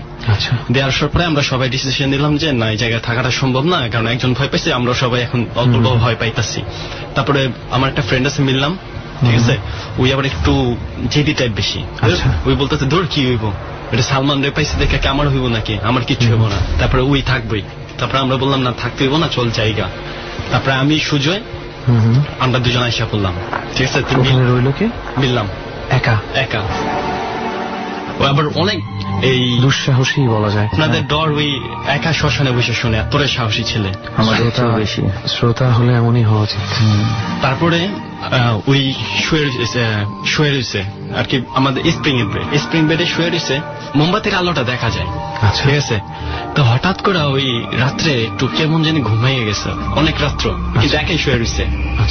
তো তাকায় দেখে কি কবরে থেকে কে জানে আর কি আস্তে আস্তে করে বাইরে হইতেছে। ওই তাকাইলো অনেকক্ষণ, মানে কোন বেরোচ্ছে, কোনো মানুষ আকৃতির কোনো কিছু নাকি ছায়া কি জানি একটা বাইরে হইতেছে। ওই প্রচন্ড সাহসী তাই আর কি ছায়া হয়ে ঘুরা। এটা কি ওই মোমবাতির আলোয় দেখতে পেয়েছে? হ্যাঁ, মিললাম দেখছে, ঠিক আছে। মোমবাতির আলো একেবারে শেষ, নিভু মিনাল তাকিয়ে আছে। তাকায় থাকতে হঠাৎ করে দেখে কি যেন ঠাস করে লাফ উঠলো, ঠিক আছে। লাফ দিয়ে 2টা লাফ দিয়া ওই যে বেডে থাকে, এই বেডের স্প্রিং এর ভিতরে একটা পাড়া দিল, আরেকটা ওই সাইডে আর কি অপোজিট সাইডে যে আর কি বেড়াটা আছে সে বেড়াটা ভেদ করে বের হয়ে গেছে। মানে আপনার ফ্রেন্ডকে পাস করে বের হয়ে গেল? হ্যাঁ। আপনার ফ্রেন্ড যেই বেডে শুয়েছিল সেই বেডে একটা পা রেখে সে জাম্প করে অপোজিটের বেড়া দিয়ে বের হয়ে গেল। ওই ছায়াটা এটা দেখা ওর অবস্থা পুরোপুরি সিরিয়াস। ওই কোনো মতে ওই ইয়েতে উঠা তারপরে ওই সিগারেট খায়, কোনো মতে সিগারেট জ্বালাইতে চেষ্টা করছে, সিগারেট জ্বালাইতে পারে না, বাড়িতে দৌড় দিল। বাড়িতে দৌড় দেওয়ার এই জায়গা থেকে বাড়ি ডিস্টেন্স মাত্র 3 মিনিট। বাড়ির সামনে যাই ওই সেন্সলেস হয়ে গেল। ওই ওর মা কিভাবে যেন একটু শব্দ পেয়া বাইরে হয়েছে, বাইরে দেখে মিললাম ছেলে পড়ে আছে একেবারে সাদা ফ্যানা টেনে করা। তার যাই হোক ওকে করলো, চিকিৎসা করার পরে সুস্থ হইল। তার আর আমরা যে করে ফ্রেন্ড ছিলাম সুলভ আমি, আমাদের ভিতরে একটা জিনিস পাইছি যে আমরা অনুভব করতাম, আমরা প্রথম দিন যে সেন্টটা পাইছি সেই সেন্টটা আমরা মাঝে মাঝে পাই আর কি। রাত্রে যখন শুই এখনো আপনার মাঝে মাঝে স্মেলটা পান? এখন না আর কি, ওই টাইমে 2012 সালটা আর কি মাঝে মাঝে পাইতাম স্মেলটা, খুব ভয় পাইতাম। আপনার কি হ্যালুসিনেশন ওয়ার্ডটা সম্বন্ধে কোনো আইডিয়া আছে? আছে, কিন্তু ওটা অনেক ডিফারেন্স। কারণ রাতে যখন আপনি শুয়ে থাকবেন 3-4 জন মানুষ থাকলে ঠিক আছে, ওরা কেউ পাচ্ছেন, আপনি পাচ্ছেন, হ্যালুসিনেশন তো তাহলে হবে। কিন্তু আপনার সাথে যদি আরো 2-1 জন পায় তাহলে সেটা তার হ্যালুসিনেশন হবে না। এটা সত্য কথা, আপনাদের ক্ষেত্রে হয়তো এটাই ঘটেছে। কিন্তু আরেকটা ব্যাপার আছে, একটা টার্ম আছে, ইটস কল্ড ইনডিউসড হ্যালুসিনেশন। সেটাতে যেটা হয় যে আপনার পাশের মানুষটা বা আপনার পাশের মানুষগুলো যে জিনিসটা দেখতে পাবে বা শুনতে পাবে বা ঘ্রাণ পাবে, একটা পর্যায়ে আপনিও মানসিকভাবে সেই ঘ্রাণ পেতে শুরু করবেন। আপনাদের সাথে এটা ঘটছে বলে আমার মনে হয় না, আপনাদের সাথে এটা ঘটেনি, কারণ আপনারা যথেষ্ট সেন্সিবল ভাবে প্রত্যেকটা মানে জিনিস অবজার্ভ করেছেন এবং এক্সপ্লেন করেছেন। বাট আমি শ্রোতাদের জন্য বলছি অনেক ক্ষেত্রে এরকম হয়। আর কি কোনো ধরনের কোনো কিছু কি আছে? হ্যাঁ আছে, আমার ঘর সম্পর্কে বলি। যারা আর কি যে কলমান্দাবাসী আছে আর কি, কচুগুড়া যদি জানতাম আমার ঘরটা দেখলেই বুঝতে পারবেন। কোথায় এটা? কচুগুড়া গ্রাম আর কি, আমার গ্রাম। নেত্রকোনা? হ্যাঁ নেত্রকোনা। অনেক পুরাতন গ্রাম, 1970 সালের হবে। তো আমাদের ট্রেনের ঘর এখানে, এই ঘরে নিয়ে অনেক স্টোরি আছে। আমাদের এই ঘরটা কিরকম জানি, আপনি যদি ঢুকেন না, আপনি যে ঢাকা থেকে গেছেন, আপনি যখন আমার রুমটায় প্রবেশ করবেন আপনার গাটা আপনিতেই ঝমঝম করবে। কেন সেটা? মনে করেন আমার ঘরটা সবসময় অন্ধকার থাকে, একটা জানলা আছে, এটা খুললেও ঘরটা পুরোপুরি আলো হয় না। কেন? এটা কি কোনো ঝোপঝাড়ের ইয়েতে করা? আশেপাশে ঝোপঝাড়? হ্যাঁ আশেপাশে অনেক ঝোপঝাড়। আচ্ছা। ঘরটা এখনো সেই আগের মতোই, অনেক আগের মতোই রয়ে গেছে। আর এই ঘরে আমার, এই ঘরে সবচেয়ে আর কি বড় একটা সাংসারিক, আপনারা বুঝবেন কিনা জানি না, সাংসারিক মানে একটা ধর্ম আছে যারা গাছ টাছ পূজা করে আর এই গাছেতে বলি দেয়, ঠিক আছে? এটা কি বলি দেয়? এটা কি মানে আদিবাসীদের মধ্যে কি আছে এই জিনিসটা? হ্যাঁ এখন অনেকটা কমে গেছে এই গাছ টাছ আর কি। তারা মানে আমি আসলে ব্যাপারটা একটু বোঝার চেষ্টা করি, তারা কি গাছকে উপাসনা করে? হ্যাঁ গাছকে উপাসনা করে এবং ওই গাছের গোড়ায় যে ছাগল এক এক কিছু আর কি তারা বলি দেয়। আসলে এটা হচ্ছে ডিজিটাল যুগে বলি প্রথা, এটাতে হচ্ছে ডিজিটাল যুগ, তুই তো আর মানে মানুষের বিলিফটা তো এখনো আর ওইভাবে পাল্টে যায় না, হয়তো ধীরে ধীরে যাচ্ছে। এখন এটার মধ্যে যদি কোনো বিশ্বাসের সাথে যদি রিলিজিয়ন যুক্ত হয়ে যায়, সেখানে তো তুই হুট করে আর এটা পাল্টে যেতে পারে না। এখন এই বলি প্রথাটা আদিবাসীদের মধ্যে আমরা এই যে শক্তির বিভিন্ন রূপ বিভিন্ন ধর্মে চিন্তা করা হয়েছে, হিন্দু ধর্মেও এই কিছু বিষয়গুলো রয়েছে। তো এখানে শক্তির বিভিন্ন রূপের হিসেবে বিভিন্ন গাছের পুজো করা হয়ে থাকে আদিবাসীদের মধ্যে। এটা আগে, এখন সেটা অনেকটাই কমে গেছে। তা যাই হোক, যাকে গাছটার কথা বলছিলাম ওরকমই 2টা গাছ দিয়ে আমাদের যে টিনের ঘরটা, আমাদের ঘরটা আর কি উইকার দিয়ে তৈরি, যে দেবতার উদ্দেশ্যে আর কি যে বলি দেওয়া হতো যে গাছে, ঠিক আছে? মানে যেই গাছগুলোকে দেবতা মেনে তার উদ্দেশ্যে বলি দেওয়া, ওই গাছগুলোর সামনে বলি দেওয়া হতো, ওই গাছের কাঠ দিয়ে আপনাদের ঘরটা বানানো হয়েছে। ওকে। তারপরে আর কি ফার্স্ট স্টোরি হলো এই ঘর নিয়ে আর কি, আমি নানি মারা যাওয়ার পরে 1.5 বছর হবে। 1.5 বছর পরে আর কি আমার মাসি একদিনকে শুয়ে আছে রাত্রে, হঠাৎ ঘুম ভেঙে দেখে আমার নানি আর কি আগুন আর কি, গ্রাম দেশের বুড়ির আর কি, তারা যে কাঁধার ভিতরে এই ছাই নিয়ে আর কি কয়লা নিয়ে তাপ নেওয়ার জন্য শীতকালে এই কাজটা করে থাকে। ওকে। তারপরে অনেক রাত্রে আমার মাসির ঘুম ভাঙলো। আচ্ছা, সেই ঘরের ভিতরে? হ্যাঁ সেই ভিতরে শুয়ে আছে অনেক রাত্রে আর কি, আমার মাসির ঘুম ভাঙলো। ঘুম ভেঙে দেখে তার মা আর কি একটা মাটির পাত্রে আগুন নিয়ে আর কি আগুন তাপাচ্ছে। আচ্ছা। এটা দেখে তার মা কে ইমোশনাল হয়ে পড়লো, গিয়ে তার মাকে ছুঁইল, ছোঁয়ার সাথে সাথেই সে ভ্যানিশ। আগুন তাপাতে তাপাতে উনি ভ্যানিশ হয়ে গেলেন? হ্যাঁ, ভ্যানিশ হয়ে গেলেন। আর তখনই আমার আর কি মাসির আর কি পড়লো যে তার মা 1.5 বছর আগে মারা গেছে, এবং এই ঘরে এবং যে জায়গায় তাপাচ্ছিল সেই জায়গাটা তার লাশটা ছিল। মানে সে ওই জায়গাটাতেই মৃত্যুবরণ করেছিল 1.5 বছর আগে। 1.5 বছর আগে। আপনার মাসি হঠাৎ করে তাহলে ঘুম ভেঙে ওনাকে দেখে ভয় পেয়ে যাওয়ার কথা। আর কি গ্রামের মধ্যে মানে ঘুমের মধ্যে হয়তো একটা ইমোশনের মধ্যে চলে গেছে। শামীম ভাইয়ের কাছে আমরা যেটা শুনেছিলাম, হ্যাঁ, যে ঘুমের মধ্যে হয়তো ওইভাবে ইয়ে করা হয়, মোহ আর কি। আপনার নানির মৃত্যুটা কি স্বাভাবিক মৃত্যু ছিল? হ্যাঁ, স্বাভাবিক ছিল তারটা। আচ্ছা আচ্ছা। আর এই ঘরের ভিতরে আমার যে স্টোরিটা, তখন চায়না ফোন আর কি নতুন বাইরেছে, যে অডিও গান। আচ্ছা, ঠিক আছে। আর আমাদের বাসায় তখন এখনো কারেন্ট নেই, আর তখনও ছিল না, আমরা ব্যাটারিতে চার্জ করি ফোন। তাই ব্যাটারিতে চার্জ করলে বেশি একটা চার্জ থাকে না। তাই আর কি আমি ফোনের ভিতরে চার্জ লাগাইয়া ফোন রেখে গান শুনতেছি। ওকে। গান শুনতে শুনতে শুনতে দুপুর, এটা আচ্ছা একটা ফুল দুপুরই হবে, এমন টাইম অস্থির ভাবে আমার ঘুম ভেঙে গেল, কেমন কমই লাগছে আর কি। আচ্ছা। ঘুম ভাঙার পরে আমি যখন চোখ মেলে তাকাই, এটা মানুষকে কিভাবে বলবো আমি বুঝতে পারছি না আর কি। যারা এসব না দেখে তাদের না দেখাটা খুব ভালো আর কি। কি দেখেছেন আপনি? আমি যখন তাকিয়ে দেখে, আমার 8 ইঞ্চি দূরে হবে, আমার ফেস টু ফেস 8 ইঞ্চি দূরে হবে, একটা মহিলা আমার দিকে তাকিয়ে আছে, যার গায়ের রং সবুজ কালো একটা মিক্স হলে যেরকম হয়, আর চুলগুলো এলো আর কি খোলা আর কি লাম্ব করে অনেক হয়েছে, আর 2 হাত ছড়ে আমার চেহারার দিকে তাকিয়ে আছে। দেখার পর আমি ভীষণ ভয় পেলাম, আমার হাত পা কাঁপা শুরু করে দিল। তাই আমি বলতেছি, আমার যদি আমার তাস্কা মেরা ফেলে আমি তো শেষ। তা চোখ বন্ধ করতেছিলাম, চোখ তো বন্ধ হয় না। তারপর অনেক কষ্ট চোখ বন্ধ করতে পারলাম, তো বন্ধ করতে পারলাম, মানে হালকা থেকে গেল। তারপরে আবার তাকাইলাম, তাকানো দেখ তখনও আছে। তারপর আবারও আমার 16 হাত পা কাঁপছে, আমি শুধু বলতে আজকে আমি শেষ, আমি তো আর পৃথিবীতে নাই, কারণ সে যেভাবে আছে এইভাবে আমার ধরলেই আমি শেষ। আচ্ছা।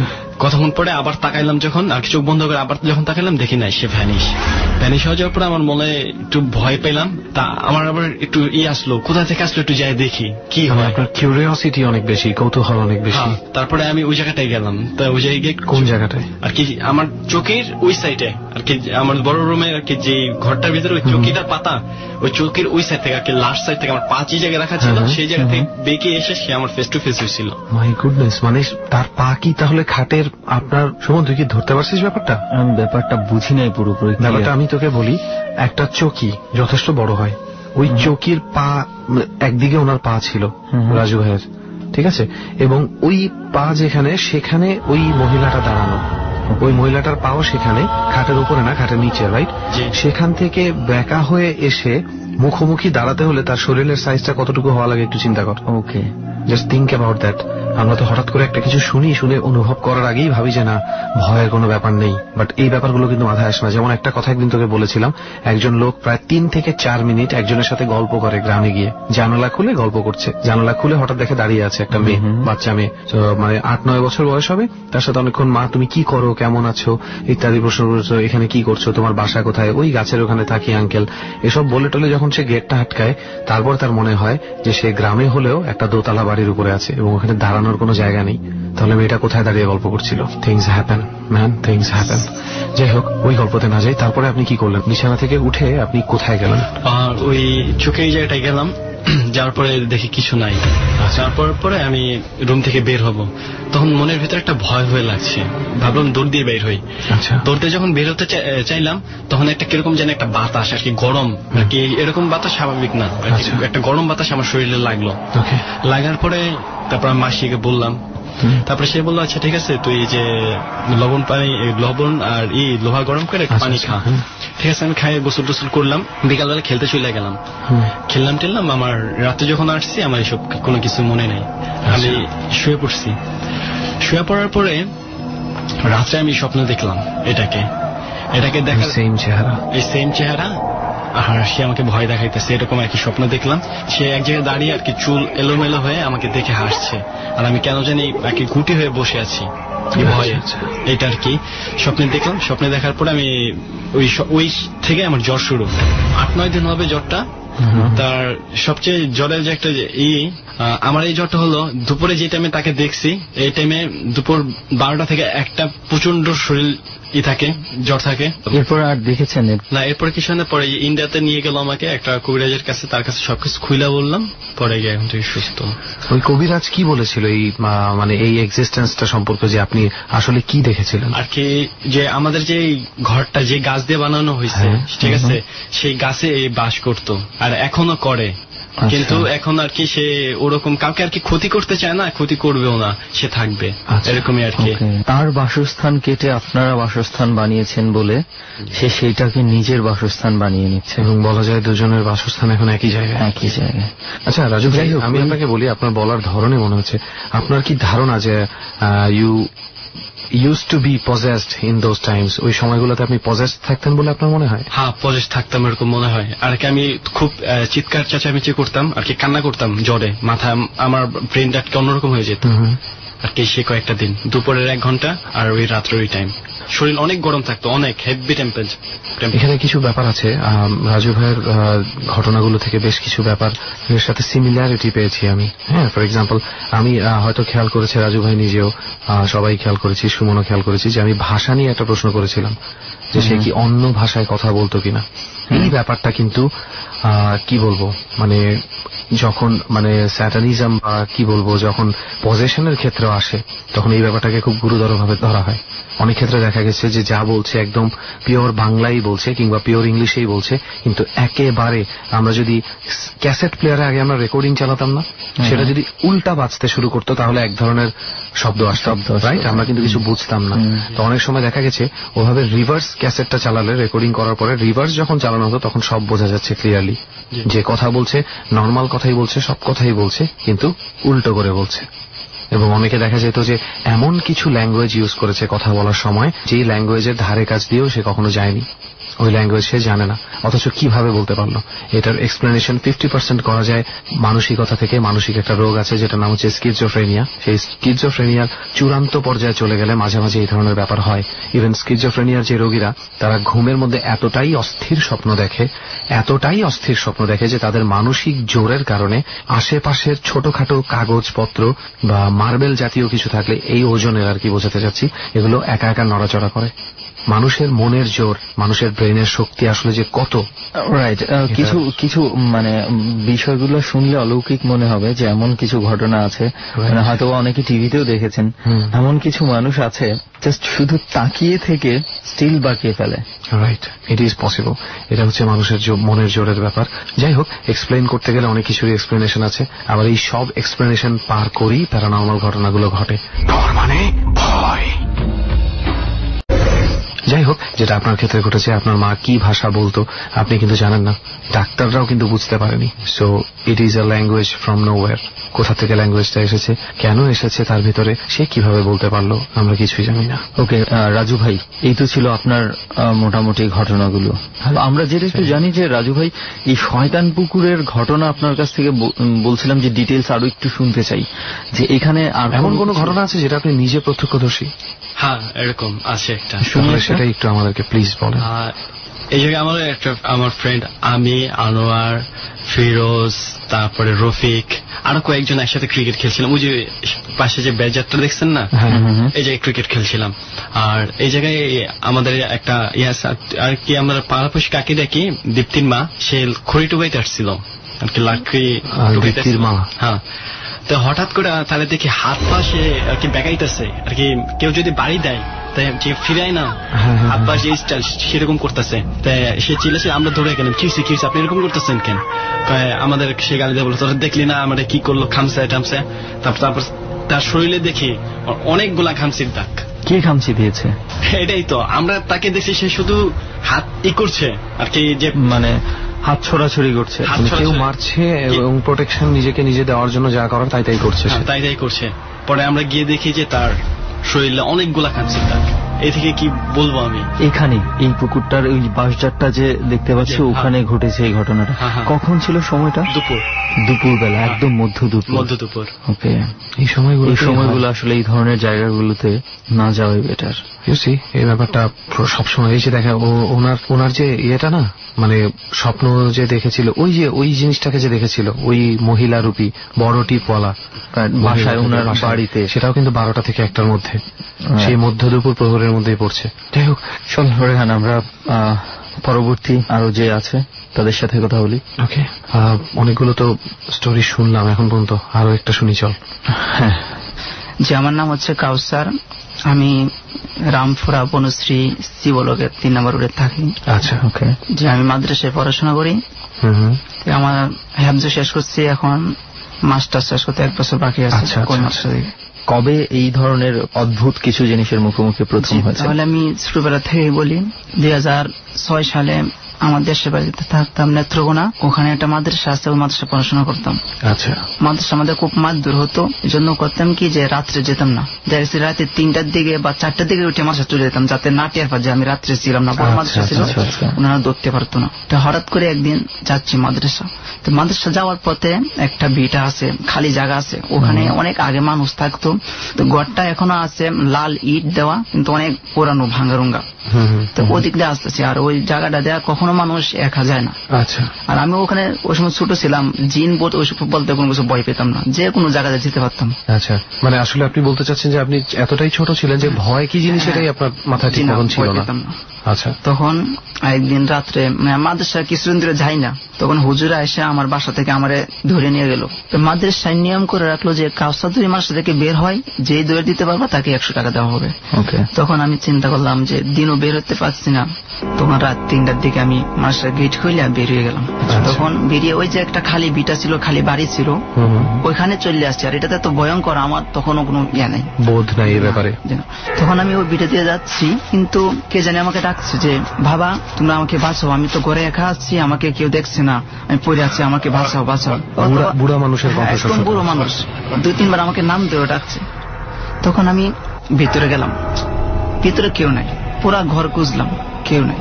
হঠাৎ করে মনে হলো যে ওখানে তো কেউ থাকে না, তো ও বাড়িতে আগে একজন বুড়ো মহিলা থাকতো। আচ্ছা, তখন মনে হলো আগে যিনি থাকতো উনি তো অনেক আগে মৃত্যুবরণ করছে। তাহলে আপনাকে ডাকলো কে? আমাকে ডাকলো। তখন আমি ওই সময় আবার যে খেয়ার আছে, যে খেয়ার তো চিনি, ওই খেয়ার কি জ্বালাই আমরা আনুগিক করতাম রাত্রে, মানে জ্বালালে একটু আলো হইতো। আচ্ছা আচ্ছা, আমার সাথে ওইটা ছিল, মানে মশালের। তখন ওইটা জ্বালায়া আমি এক দৌড় দিয়ে বাড়ির দিকে। তখন ফিস থেকে আওয়াজ আসছিল যে তোর জীবনটা আজকে বেঁচে গেল, তুই আজকে বেঁচে গেলি। তখন গেলাম বাড়িতে, যাওয়ার পরে কাউকে কোনো কিছু বলতে পারি নাই, আমি অজ্ঞান হয়ে গেলাম। আচ্ছা, অজ্ঞান হওয়া যাওয়ার পরে সবাই আসলো, বাড়ির কি হইলো, মাথায় পানি দিল, হুশ হইলাম। তারপর থেকে আমার জ্বর, তারপরে প্রায় 1 মাস পরে আমার জ্বর সারছে, অনেক হসপিটালে ছিলাম। একদিন আবার মাদ্রাসায় যাই, এরকম ভাবে আরেকদিন বাসা থেকে মাগরিবের সময় যাইনি মাদ্রাসা, ভাবলাম ফজরের নামাজের পরে দিলে যাই, তা আবার মার খেতে হয়। তখন ভাবলাম যে একটু ফজরের আগেই যাই। তখন বাসা থেকে বের হচ্ছি, এই হঠাৎ দেখি একটা আম গাছের থেকে ডাকতেছে যে কাউসার কাউসার, আম টোকাইবে না, আম নিয়া। দেশ গ্রামে হয় কি যে সকাল হলে সবাই আম কুড়াতে যা, তাই আমিও চলে গেলাম। আবার ডাকতেছে, উনি হচ্ছে আমার নানা। আপনার নানা ডাকতেছে আমাকে ডাকতেছে, কাউসার আম নিয়ে যাও। তখন আমি গাছের গোড়ায় গেলাম, দেখলাম অথচ গাছে আমও নাই, কোন লোক নাই। আপনার নানাও নেই? জি না, আমার নানাও নেই। তখন আমি ভাবলাম কি দেখলাম, একটু সরে যাই, যখন আবার একই ডাক যে কাউসার তুমি আম নিয়ে যাও, তখন আবার গাছের নিচে আসি, আবারও কেউ নেই। যে আমার মনে হচ্ছে যে আমার নানাকে তো আমি কোনোদিন দেখি নাই। আমার নানা মরছে না হলো 25 বছর হবে। তখন আপনার জন্ম হয়নি? জন্ম হয়নি। তাহলে এটা তার বয়স আপনি কিভাবে বুঝলেন? প্রথমত ওই আম গাছ থেকে যে আমাকে ডাকতেছে যে আমার নানা, তো ওনার বয়স আমি কখনো শুনি নাই। তো আমি অনুভূতি করতেছি যে উনি আমার নানা, আমার অনুভূতিতে বুঝে আসতেছে যে আমার নানা। আপনি হঠাৎ করে নিজের মতো অনুভব করছেন যে এটা আপনার নানারই কণ্ঠস্বর, যদিও আপনি কখনো তার বয়স শুনেননি। আমার মনে হচ্ছে যে আমি স্বপ্নে বা কখনো ওনার বয়স শুনেছি, এরকম একটা লাগতেছে আমার। আচ্ছা আচ্ছা। তখন আমি গেলাম, যাওয়ার পরে কেউ নাই, কাছে আমও নাই। তখন আমি ওখান থেকে দৌড় দিই, তখন পিছন থেকে বলে যে আজকে তোর ভাগ্যটা ভালো, তুই বেঁচে গেলি। আচ্ছা। তখন আমি আইসা পুরো ঘটনাটাই আমার আম্মুকে বলি, বলার পরে আম্মু ওই মাদ্রাসা থেকে আমাকে নিয়ে আসছে, বলছে তোকে এখানে আর পড়াবো না, যে যেখানে বান্দা মাদ্রাসা আছে, মানে লজিং বা বোর্ডিং হোস্টেল, ওই মাদ্রাসায় তোরে দিব। আচ্ছা আচ্ছা। তখন আমাকে টাঙ্গাইল মধুপুর একটা মাদ্রাসা আছে, ওখানে ভর্তি করে, যে ওখানে প্রায় 3 মাস থাকার পরে বাড়িতে আসি। ওইটা হচ্ছে আপনার 2006 সালে একটা বন্যা হচ্ছিল, ওই সময় কাহিনী। তখন এই মাদ্রাসা বন্ধ হচ্ছে পরীক্ষার পরে, আমি আমার সাথে আমার এক ভাই, উনি বড় আমি ছোট ছিলাম। পরে আমাদের বাড়ির পাশ থেকে, মানে মেন রোড থেকে বাড়ি প্রায় 2 কিলো হবে, কাঁচা রুট। তখন বাজে রাত 10টা বা 10:30। তো দুজনে আসি, নামার পরে অন্ধকার একদম, তখন টর্চ লাইটও নাই হাতে। হঠাৎ দেখি যে রাস্তাতে একটা ভ্যান গাড়ি, বাড়ির মধ্যে যে বাস আছে যে বাস নিতেছে ভ্যান গাড়িতে। ওখানে দুটা লোক, একটা লোক পিছনে আর একটা লোক সামনে যাচ্ছে। তখন ভাবলাম যে আমাদের কাছে কোনো কিছু নাই, ওনাদের সাথে হতে কিছুক্ষণ যেতে পারবো। তখন ওনারা আগে যাচ্ছে, আমরা পিছিয়ে যাচ্ছি, পিছনে পেছনে আপনারা হাঁটছেন। আমার অনেক ভয় হচ্ছে, কিন্তু উনি বলো ওনার ভয় হচ্ছে না। উনি আমাকে সাহস দিচ্ছে যে কোনো ভয় নেই, তুমি আসো, কোনো সমস্যা নেই, আমরা দোয়া কালাম পড়তে পড়তে যাচ্ছি। তখন প্রায় 10 মিনিট হাঁটছি ওনার সাথে। হাঁটার পরে যে একটা জঙ্গল আছে ওখানে, আর আমাদের বাড়িটা হচ্ছে পুরোটাই ধরতে গেলে জঙ্গলা দেশ গ্রামে। আর রাত্রে এমনিও অন্ধকার, রাত্র হয়ে গেলে এমনি অনেক ভয় লাগে ওখানে। তখন গেলাম একটা মসজিদ পর্যন্ত গেলাম, হঠাৎ করে সামনে থেকে গাড়িটাও নাই, মানুষ নেই। তখন পুরা আতঙ্ক, অনেক ভয় পেয়ে গেলাম। আপনাদের চোখের সামনে নেই? হঠাৎ করে নেই। আশেপাশে কোনো রাস্তা বা চলে যাওয়ার যে হয়তো গলি রাস্তা বা রাস্তায় একটা সোজা, ওখানে নেই। ওখানে আবার একটা ব্রিজ আছে, তো ওটা কি ভয়াবহ আমি ওটা জানি না, কিন্তু ওর গাড়িটা নাই। আচ্ছা। তখন আমার শরীর একবারে কাঁপতেছে, আমার সামনে হাঁটার মতো আর জিনিস আমার নাই যে আমি সামনে যাব। তখন আমার ভাই আমার সাহস দিয়ে বলছে যে চলো পড়ো, চলো সামনে যাই, দেখি কি হয়। তখন সামনে যাচ্ছি, যাওয়ার পরে বাড়ির পাশে চলে গেছি। তখন গিয়ে দেখি তো রাস্তায় পানি, অনেক পানি। তখন রাস্তার মাঝে হয়তো আমার বুক পানি হবে, এত পানি। আমার সাথে একটা ব্যাগ ছিল, উনি বললো যে ব্যাগটা তুমি ধরো, আমি সামন দিয়ে যাই, যেখানে গর্ত আছে সেখানে আমি তোমাকে আগেই বলবো। তখন বন্যা ছিল? হ্যাঁ, বন্যা ছিল। তখন ওখানে একটা ব্রিজ ছিল, ব্রিজটার নাম হচ্ছে আদম আলী ব্রিজ। এটা আগে অনেক ভয়াবহ ছিল, এখনো ছিল, রাত্রে একাই এখনো কেউ জানা ওই দিক দিয়ে। আমাদের বাড়ির যেতে হলে এই ব্রিজ হয়েই যেতে হবে। তখন ওই ব্রিজের কাছাকাছি গেছি, যাওয়ার পরে যে বন্যা আসলে মানুষের কিন্তু মাছ ধরে, তখন জাল পাতার জন্য কিছু বাঁশ পানিতে ঘাড়ে। তখন দেখলাম ওখানে একটা বাঁশের উপরে একটা ছোট বাচ্চা, আমরা দুইজনে দেখলাম, শিশু বাচ্চা, মানে চিল্লাইতেছে বাচ্চাটা। বাঁশের উপরে বাচ্চা বলতে? বাচ্চা একটা দাঁড়ায় রয়েছে বাঁশের উপরে। হ্যাঁ, ওখানে আবার একটা বট গাছ আছে, গাছে কিছু নাই, অথচ বাঁশটার উপর একটা বাচ্চা কান্না করতেছে। আচ্ছা। ব্রিজটা তখন আমি তো ওখানেই আবার সিরিয়াস, যে আমার শরীর একদম কাঁপতেছে, আমি সামনে যে পা দিব এরকম পারতেছি না। তখন ওই ভাইয়াটা আবার দোয়া কালাম জানতো, উনি দোয়া পড়তেছে। উনি বলতেছে যে তুমি যদি মানুষ নয় অন্য কিছু হয়ে চলে যাও, অনেক নবীদের কসম দিতেছে, অনেক করতেছে। তো কিছুক্ষণ পরে দেখলাম যে একটা কাক উড়াতে চলে গেল ওখান থেকে, বাচ্চাটার কাক উড়াতে চলে গেল। আচ্ছা। তখন সামনের দিকে আবার অগ্রসর হচ্ছি, আমার বাড়ির একদম কাছে চলে গেছি। যাওয়ার পরে যে বাড়িতে ঢুকবো, একটা জঙ্গলা আছে, জঙ্গলার ভিতর দিয়ে আমার বাড়িতে ঢুকতে হয়। আচ্ছা। ওখানে রাস্তার মাঝে বিশাল আকারে এক সাপ শুয়ে রয়েছে। আচ্ছা। যে আমার আঘাতে করে না, কোনো কিছুই করে না, লড়াছড়াও করে না। আচ্ছা আচ্ছা। শুধু শুয়ে রয়েছে। সাপটা অন্তত 15-20 হাত লম্বা হবে। মাই গডনেস। জি, মানে অনেক মোটা। তখন সাপটা লড়ছে না। আমার ভাই আবারও সে দোয়া কালাম পড়তেছে, কোনোভাবে শোনা যাচ্ছে না। তখন আমি অন্য রাস্তা যাই, বললাম যে এই রাস্তা যাই, অন্য রাস্তা যাই। অন্য রাস্তা গেলাম, একই অবস্থা, ওই সাপই ওই রাস্তা। আবার আমি ভয় পাইছি, উনিও ভয় পাইতেছে। কোরআন শরীফে 19 নম্বর পরে একটা দোয়া ছিল, যে এই দোয়াটা পড়িয়া সাপের গায়ে এক মুষ্টি হাতে মাটি নিয়ে দিলে যদি যে বাস্তবে সাপ হতে থাকবে না হলে ওটা থাকবে না, চলে যাবে। তখন দোয়া কালাম অনেকক্ষণ পড়ছি, পড়ার পরে দোয়াটা পড়লাম, পড়ার পরে তারপরে সাপটা জানাই। তো অন্য রাস্তা আবার গেলাম, ওই রাস্তাটা ফ্রি আছে। তখন মানে আগে প্রথমে যে রাস্তা দিয়ে যাচ্ছিলেন, আবার সেই রাস্তায় গেলেন, সেখানে সাপটা নেই। আচ্ছা। তখন বাড়িতে গেলাম, যাওয়ার পরে সব ঘটনা আমার আম্মুকে বললাম, তারপরে কবিরাজের কাছে নিল। তারপরে আবার আমার জ্বর, অনেক দিন জ্বর ছিল। জ্বর থাকা সত্ত্বেও ওখানে আরেকটা ঘটনা হয়ে যায়, যে দেশ গ্রামে কিন্তু রাত্রে হলে অনেকে যে বাথরুম মানে বাইরে করে সাইডে, তখন আমি বাইরে বের হয়ে যাই, আমার একটা কাকুর ভাই নিয়ে বের হয়ে যাই। তো আমাদের বাড়ির পাশেই তাল গাছ আছে 2টা, আর 2টা বট গাছ আছে। তো ওখানে একটা ভাতজার আছে, ভাতজারটা ভয়াবহ অনেক। আচ্ছা। তো এর পাশেই ওই আমার কাকাতো ভাইটা, সে ঘুরতেছে আর কোরআন পড়তেছে, সেও হাফেজ, কোরআন পড়তেছে, আর আমি বাথরুম করতে বসছি। তো হঠাৎ দেখি একটা মানুষ হাতের তালি বাজাইয়া সে আসতেছে আমার দিকে। সেটা কয়টার সময়? জি, ওইটা বেশি সময় হয় নাই, প্রায় 11টা হবে রাত। আচ্ছা। তাকে দেখি আমি দাঁড়িয়ে গেলাম, যে একটা লোক আসতেছে, আমি বাথরুম করতেছি, যে আমি দাঁড়িয়ে গেলাম। উনি হয়তো আমার 2 হাত সামনে ছিল। আচ্ছা। আমার সামনে যখন এরকম করছি, এরকম করতে আমার সামন থেকে নিয়ে পুরাই ভয় পেয়ে গেছি জায়গা। আপনার ভাই কি কিছু দেখেছে? আপনার ভাইও তো তখন ছিল? হ্যাঁ, উনিও আওয়াজ শুনছে যে একটা লোক আমার দিকে আসতেছে। ওই আওয়াজটা শুনে উনিও আমার দিকে আসতেছে। আচ্ছা। উনি আমার থেকে বেশি দূর না, হয়তো 1-150 হাত দূরে ছিল। আচ্ছা। উনিও আমার দিকে আসতেছে। তখন আয়সাতে আমি অজ্ঞান হয়ে গেছি, অথচ যে হাত তালি বাজাচ্ছিল উনিও নেই। কিছুই নাই। তখন বাড়ি থেকে আবার সবাই লোকজন আসে, চিল্লাচিল্লি শুরু হয়। তখন বাড়িতে নেওয়ার পরে তো আমি পুরা চিজ হারা, যে বারবার আমি নাকি, আমি জানি না, আমার আম্মু যেটা বলছে পরে যে আমি বারবার ঘর থেকে বের হয়ে যাই, মানে ধর মারি আমাকে নিয়ে যাইতে বা সামন থেকে ঢাকে, এরকম হচ্ছে আমার সাথে। তো অনেকদিন পরে কবিরাজ ধরা পরে ওটা আমাকে ছেড়ে চলে গেছি। যাওয়ার পরে মানে কবিরাজ কি বলেছে আপনাকে? মানে আমাকে বলেছে যে তোমাকে এমন একটা জিনিস ধরতে চাইতেছে, কখনো তোমাকে স্পর্শ করতে পারতেছে না, তুমি সবসময় পাক পবিত্র থাকো দেখিয়া, তো সবসময় তোমার থেকে 40 হাত দূরে থাকে, মানে সরাসরি তোমাকে ধরতে পারতেছে না। ওটা অনেক চেষ্টা করতেছে তোমাকে ধরার জন্য ওটা। বাট আমি একটু করি, মানে ওই দিন যখন আপনি অজ্ঞান হয়ে গিয়েছিলেন তখন কিন্তু টু বি অনেস্ট আপনি ঠিক পাক পবিত্র অবস্থায় ছিলেন না। জি জি, শুধু বাথরুম করতে গিয়েছিলেন। তো ওই দিন আপনি কি হিসাবে মানে বেঁচে গেলেন কিভাবে? ওই দিন ওই যে আমার ভাইয়ের আওয়াজ পাওয়া গেছে, এই জন্য উনি সরাসরি আমাকে কোনো করতে পারেন না। তৃতীয় পক্ষের উপস্থিতি আপনাকে বাঁচিয়েছে কোনো একভাবে, এবং তার উপরে উনি হয়তোবা কোরআন শরীফ পাঠ করছিলেন, এটাও একটা কারণ হতে পারে। তারপরে গ্রামে কিন্তু আপনার রাত্রে হইলে জারি গান হয়। আচ্ছা, যে বাড়ির পাশে একটা বাজার আছে, ওখানে জারি গান হচ্ছে। তখন ও গান শেষ হচ্ছে আপনার প্রায় রাত 12:30টার দিকে। তো ওখানে গিয়েছিলাম 4 জন, আমি, আমার ফুফাতো ভাই, আমার কাকাতো ভাই, আমার এক চাচা। তো ওখান থেকে আসি প্রায় 1টার দিকে বাসায় আসি।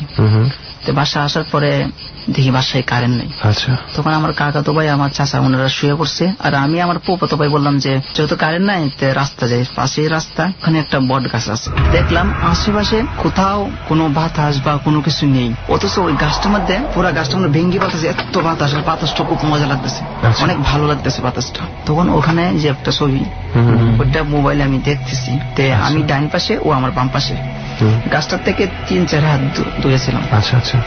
তখন আওয়াজ পাই যে একটা লোক দূর থেকে আসতেছে, যে তার জুতো আওয়াজ করতেছে, দেখিনি তাকে, সে আসতেছে। তখন চিন্তা করি যে আমার আব্বু বাবার এলাকার চেয়ারম্যান, সবাই আমাকে চিনে।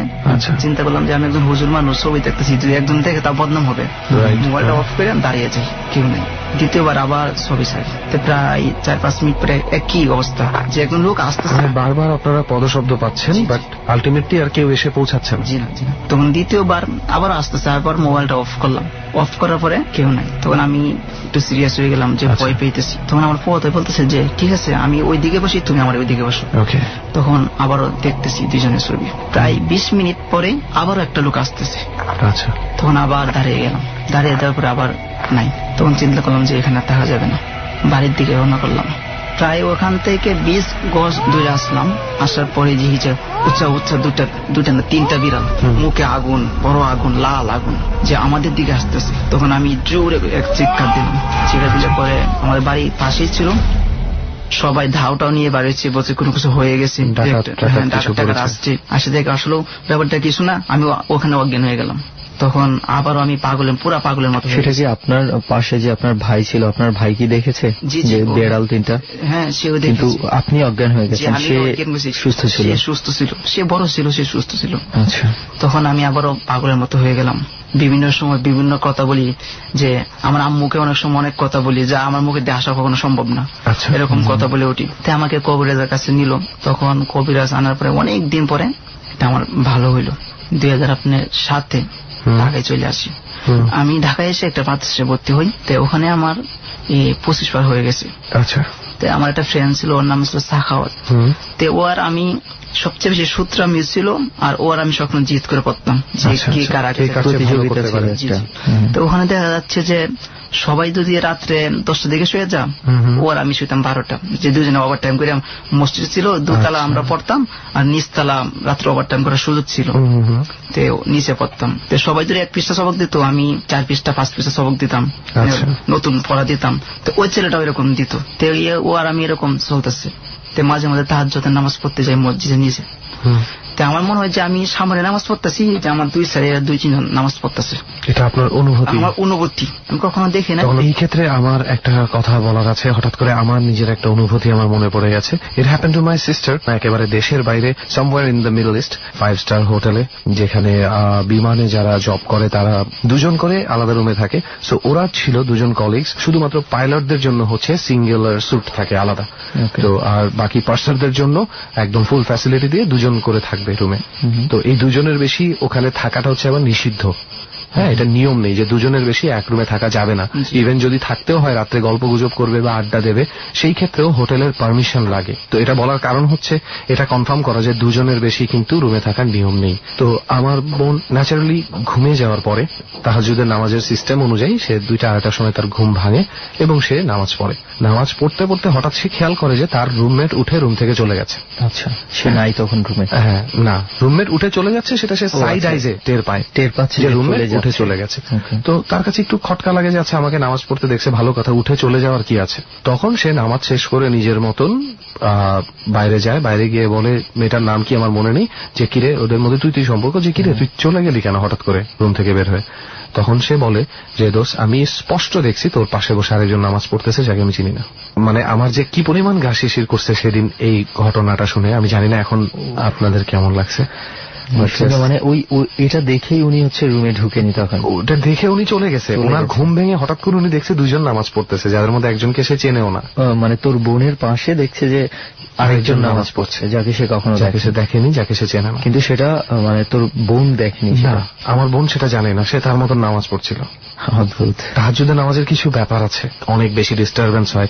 Even I felt it myself once.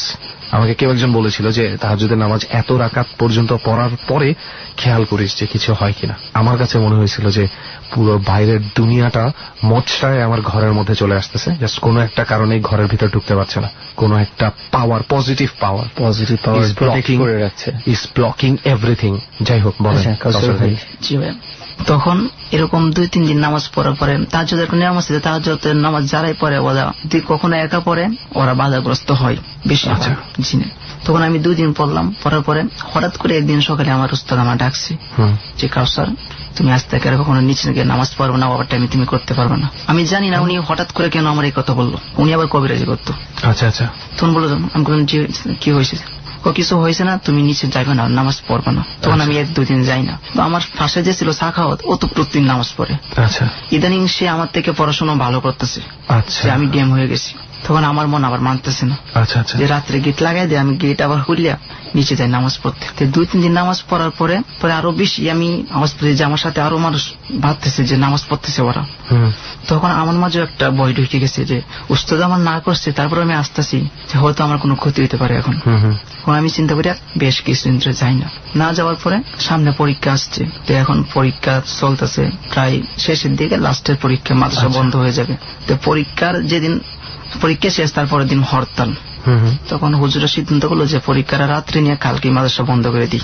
তখন রাত 10টার দিকে আমাদের পরীক্ষা শেষ হচ্ছে। শেষ হওয়ার পরে আমি একটু আগে হল থেকে বের হয়ে গেছি। 3তলা পরীক্ষা হচ্ছে, 2তলায় এসে খেতে বসছি। তখন আমার একটা ফ্রেন্ড ছিল, তার নাম ছিল আমির, তার বাড়ি নোয়াখালী। তখন ওরা নিয়ে আমি খুব দুষ্টামি করতাম। মানে ওর একটা বোন ছিল, ওর জন্য ওরা শালা থাকতাম। আচ্ছা আচ্ছা। ও কি করলো যে খাওয়ার মাঝে আমার কানে ধরে একটা টান মারলো জুড়ে খুব। আচ্ছা। তখন আমি অনেক ব্যথা পাই, আর খাওয়ার মাঝে সে আমার ডিস্টার্ব করলো। আমার অনেক রাগ উঠে গেল। তাকে আমি রাগে এই 2তলা থেকে দৌড়ান দিলাম। সে আমার 2 হাত সামনে, তাকে আমি দৌড়াতে 4তলা পর্যন্ত নিয়ে গেলাম। 4তলা গিয়ে দেখি যে 4তলা গেট লাগানো, লক করা, তো সে নাই। আর তো যাওয়ার কোনো জায়গাও নাই না, জি না, কোনো জায়গাও না, গেট লক করা। ঠিক কখন থেকে? মানে আপনি তো দেখতে পাচ্ছিলেন, আপনার সামনেই তো সে দৌড়াচ্ছে। আমার সামনে দৌড়াচ্ছে 2 হাত। তখন 4তলা যখন একটা সিঁড়িটা ঘুরবো, বাঁকা থাকে, বাঁকার মাঝে আমি তাকে হারাই পাচ্ছি। ওকে, তারপর তখন আমি আইসা পুরো কাহিনীটা হুজুরকে বললাম। আচ্ছা আচ্ছা। তখন কোন হুজুরকে বললেন? ওই যে যিনি কবিরাজ, ওনাকে? আপনাকে যে না করেছিল নামাজ পড়তে যেতে। আর এই ঘটনা যে আমার সাথে ঘটতেছে ওগুলো উনিও টের পাচ্ছেন, টের পেয়ে আপনাকে সেটা বলেছেন। তখন আমার ওখানে হেফজ শেষ, আমি হাফেজ হয়ে গেছি। আর মাদ্রাসা যাদের হেফজ শেষ ওদের একটু সুবিধা কি, ওরা সারাদিনে 1 বেলা পড়া শোনাইতে হয়। আর যারা নতুন ওদের 3 বেলা শোনাইতে হয় পড়া। আচ্ছা আচ্ছা। একদিন বৃহস্পতিবার রাত্রে আমি 3টার দিকে, 3:30টার দিকে পড়া শুনে ফেলছি। তাই আমি আবার কি করলাম, ওই 3তলা আমাদের বাথরুম ছিল, বাথরুম করে ওযু না করে ওই 4তলা সিঁড়িতে ছিল, ওই সিঁড়িতে গেছি শুই একটু ঘুমাম। ওখানে ওযু না করেই গেছি, মাত্র গিয়ে আপনার দাঁড়ালাম। কোন যে আমি দেখতে পেলাম যে আমার 2 ঘাড়ে কে যেন চাপ দিয়ে আমাকে সিঁড়িতে শুয়ে ফেললো। তখন কাউকে কি দেখতে পাচ্ছেন? জি না, আমি দেখতে পাচ্ছি না, ওজন অনুভব করছেন? জি, আমাকে ধরে দুই ঘাড়ে ধরে নিচে শোয়া বলছে। আচ্ছা আচ্ছা। তখন আমি তাকে ছাড়ার জন্য তাকে আমি নিজে গুছাচ্ছি বা চিমুট দিচ্ছি, উনিও আমাকে চিমুট দিচ্ছে, এরকম হচ্ছে। আপনি কি তার দেহ ধরতে পারছিলেন, টাচ করতে পারছিলেন? এবং সেটা কি মানব দেহ? জি জি, মানব দেহ, কিন্তু আমি তাকে দেখতে পাই না, তারা গায়ে ধরতে পারছি। তখন আমি খুব চিল্লাইতেছি, কিন্তু আমার আওয়াজও বের হচ্ছে না। আচ্ছা। তখন ফজরের নামাজের জন্য ছুটি দিছে, সবাই মসজিদে বললাম কিছু যে নামাজের সময়টা অনেকে নামাজ না পড়ে 4 ঘুমাইতে আসতো, যে আধা ঘন্টা যে সে ঘুমাইতে আসে ওখানে, তো ওরা 2-3 জন ঘুমাইতে আসে। আয়সা দেখে তো আমার অবস্থা খুব খারাপ এখানে, ঠিক আছে, আমাকে মানে মাটিতে যে ফালাইছে, হাতগুলো ওয়ালের সাথে আমরা বাইরে এসেছি, মানে খুব কষ্ট দিচ্ছে আমার, ঠিক আছে। বানানোর পর ওরা আয়াতে আমি ওখানে পড়ে রয়েছি। তখন আমার 2-3 দিনের ধরে নিচে নেওয়ার পরে আমি পুরো পাগলের মতো হয়ে গেছি, যে আমি শুয়ে থাকতে পারি না, কোনো খাবার খেতে পারি না, যদি আমাকে পানি দেয়, পানির মধ্যে মানুষের শরীর আসে, কুকুরের শরীর আসে, এটা আমি জানি না, আমার হুজুরে যেটা বলছে পরে। আমি ওই বারবার নাকি আমি দৌড় দেখে গেটের মধ্যে যাই, যে আমার সামনে থেকে একজন ডাকতেছে, ওইটা আমি নিজে দেখছি, যে সাদা কাপড়ওয়ালা অনেক লম্বা চুল, যে মসজিদের থেকে ডাকতেছে আমাকে, বারবার ডাকে ইশারা করে, আর আমি তার ডাকে সারা দিই, বারবার আমি চলে যাই দৌড়ে, কিন্তু গেটে আমি আটকে ফেলি, আমি যাইতে পারি না। তখন হুজুরে তিনি কিছু প্রলোভনতে টাকা দিয়ে বেতন আইলো। আচ্ছা, বেতন আনার পরে 2-3 আমার পিটাইছে ওটার জন্য। আমার মূলত লাগে নাই, পরে ধাকগুলো আমি দেখছি, তো মারটা আমার লাগে নাই। কিন্তু আপনি তখন বলতে পারতেন না যখন উনি মারতো? উনি যখন মারতো তখন আমি বলতে পারতাম না। তুমি আমাকে ওখানে রাখছি, 4-5 জন বলে, আমার নামাজে গেলেও 4-5 জন সবসময় আমার গাত থাকতো, যে আমি যে এখান থেকে যাতে না বেরোতে পারি। তখন ওখানে থাকতাম, তো আবার ওখানে আমার দৌড়া অবস্থায় আমার জ্বর হয়ে গেছে, টাইপের জ্বর, ওই মার খেতে খেতে আমার জ্বর হয়ে গেছে, আর আমি কোনো খানা পিনা পান করতে পারতেছি না। পানি গাইলেও পানির মধ্যে জানোয়ারের ছবি বসে থাকে, আমি মুখে নিতে পারি না, চোখের সামনে দিয়ে ছবি বসে যায়। আচ্ছা, তখন হুজুর অনেক কবিরাজি করলো, অনেকটা জলাতঙ্কের মতো অনেক কবিরাজি করলো। করার পরে লাস্টের দিন উনি একটু পানি নিয়ে, জানি না কি করছে, সবাইকে নিয়ে লা ইলাহা ইল্লাল্লাহ সুবহানাকা ইন্নী কুনতু মিনাজ জালিমিন কতবার জানি পড়ছে, সব ছাত্র নিয়ে মসজিদে দোয়া করছে। দোয়া করার পরে আমার পুরা গায়ে পানি ছিটাচ্ছি। আচ্ছা, ছিটানোর পরে আমার শরীরটা জানি কেমন হালকা হয়ে গেছে, আমি স্বাভাবিক হয়ে গেছে। তখন হুজুরে আমার বললো যে তোমাকে যে জিনটা ধরেছে সে তোমাকে ধরতে পারতো না, তুমি বাথরুম করে যে উপরে গেছো, অনেক আগে থেকে তোমাকে সে সারাচ্ছে, যে তোমাকে কবে সুযোগ মতো পাবে তোমাকে ধরবে, উনি এতদিন তোমাকে ধরতে পারে নাই, তো ওই দিনই তোমাকে ধরছে, যেদিন আপনি ওযু না করে বাথরুম করে সরাসরি আমি মসজিদে 4 চলে যাই। আচ্ছা, তখন আমাকে পানি দেওয়ার পরে আসছে, বলছে যে তোমাকে যে জিনটা ধরছে অনেক বছর আগে, প্রায় কয়েক শত বছর আগে ছিল, অনেক পুরানো জিন, অনেক ভয়াবহ জিন, তো ওই জিনটা আজও বেঁচে আছে, সেটাই আপনাকে ধরেছে, সেটাই আমাকে ধরেছে। আর সে আমাকে ধরার কারণ হচ্ছে, ধরছে অনেক ছোটবেলা থেকে। আমাদের দেশে অনেকে লটকুমড়ি বলে, আমাকে মেওয়া বলে, একটা ফল আছে, যে আমাদের দেশে জংলা আছে, ওই ফলটা পাড়ার জন্য আমি জংলাতে গেছিলাম। আচ্ছা আচ্ছা, যাওয়ার পরে আমি যখন গাছে উঠি, তার ছায়ের মধ্যে আমি পাড়া দিছিলাম, আমি জানতাম না। আচ্ছা, তখন পাড়া দেওয়ার পরে আমি মাদ্রাসা আসি সন্ধ্যায়, মানে বিকাল টাইমে জঙ্গলে গেছিলাম, তো অনেক মেওয়া আনি, খেয়েও আসি। আচ্ছা, তখন থেকে আমার পেটে ব্যথা শুরু হয়, আস্তে আস্তে সে আমাকে ধরে। ওখানে আপনার যেই ঘটনাটা ঘটেছে, ছায়াতে পাড়া দেওয়ার ঘটনাটা আর মাদ্রাসায় যেই ঘটনাটা ঘটেছে, এই 2টা ঘটনার মধ্যে কতদিনের পার্থক্য ছিল? এটা হবে 2005 বা 2006। আর মাদ্রাসার ঘটনাটা ঘটেছে 2009 সালে।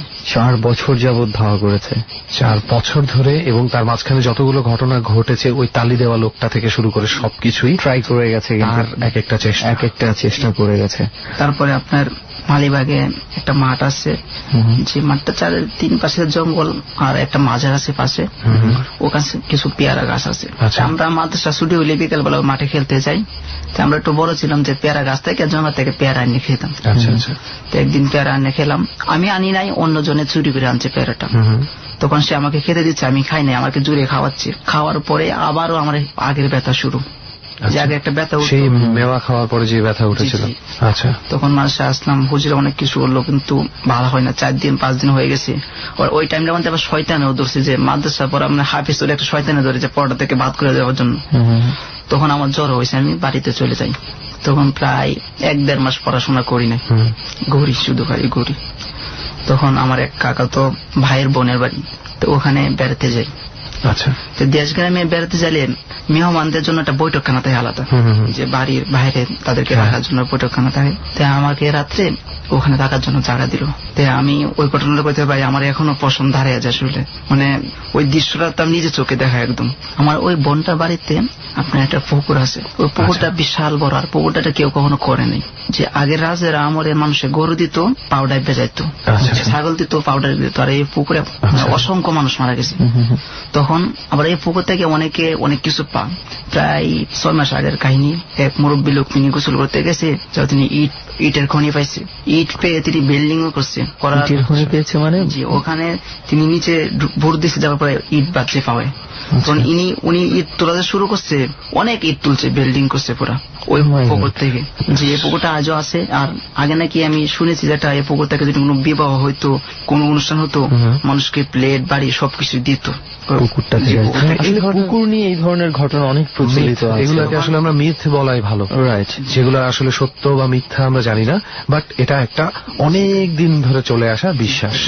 এবং যেভাবে পুকুর মানে নিশ্চিহ্ন হয়ে যাচ্ছে, এই মিথটাও আস্তে আস্তে নিশ্চিহ্ন হয়ে যাবে। আচ্ছা, তারপর কি হলো? ওখানে নাকি মানুষের রাত্রে সাদা কাপড় পরে একা গিয়া ডাকতে হতো যে আমার কালকে অনুষ্ঠান, আমার লাগবে, তখন দিয়ে যাইত। এই পুকুরটাতে এখনো অনেক সময় টাকার মোটকি অনেকের ডাকে নাম ধরে। প্রতি বছর যে 2-3 শিশু বাচ্চা মারা যায় ওই পুকুরে। তখন ওই বুড়ো লোকটা সে ওখান থেকে ইটের খনি। কোথায় জায়গাটা? এই জায়গাটা হচ্ছে আপনার নেত্রকোনা পূর্বদলা থানা, আর নামে গ্রাম হচ্ছে এই সালদিগা। এখন আছে বিশাল বড় পুকুর।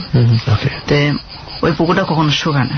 তো উনি বিল্ডিং করছে, বিল্ডিং করার পরে 3 মাস পরে যে লোকটা ইটের খনিটা পাইছিল উনি মারা গেছে। উনি কিছু সত্য দিছিল, তা আমি জানি না, উনি নাকি এগুলো মানুষের বলে দিছিল।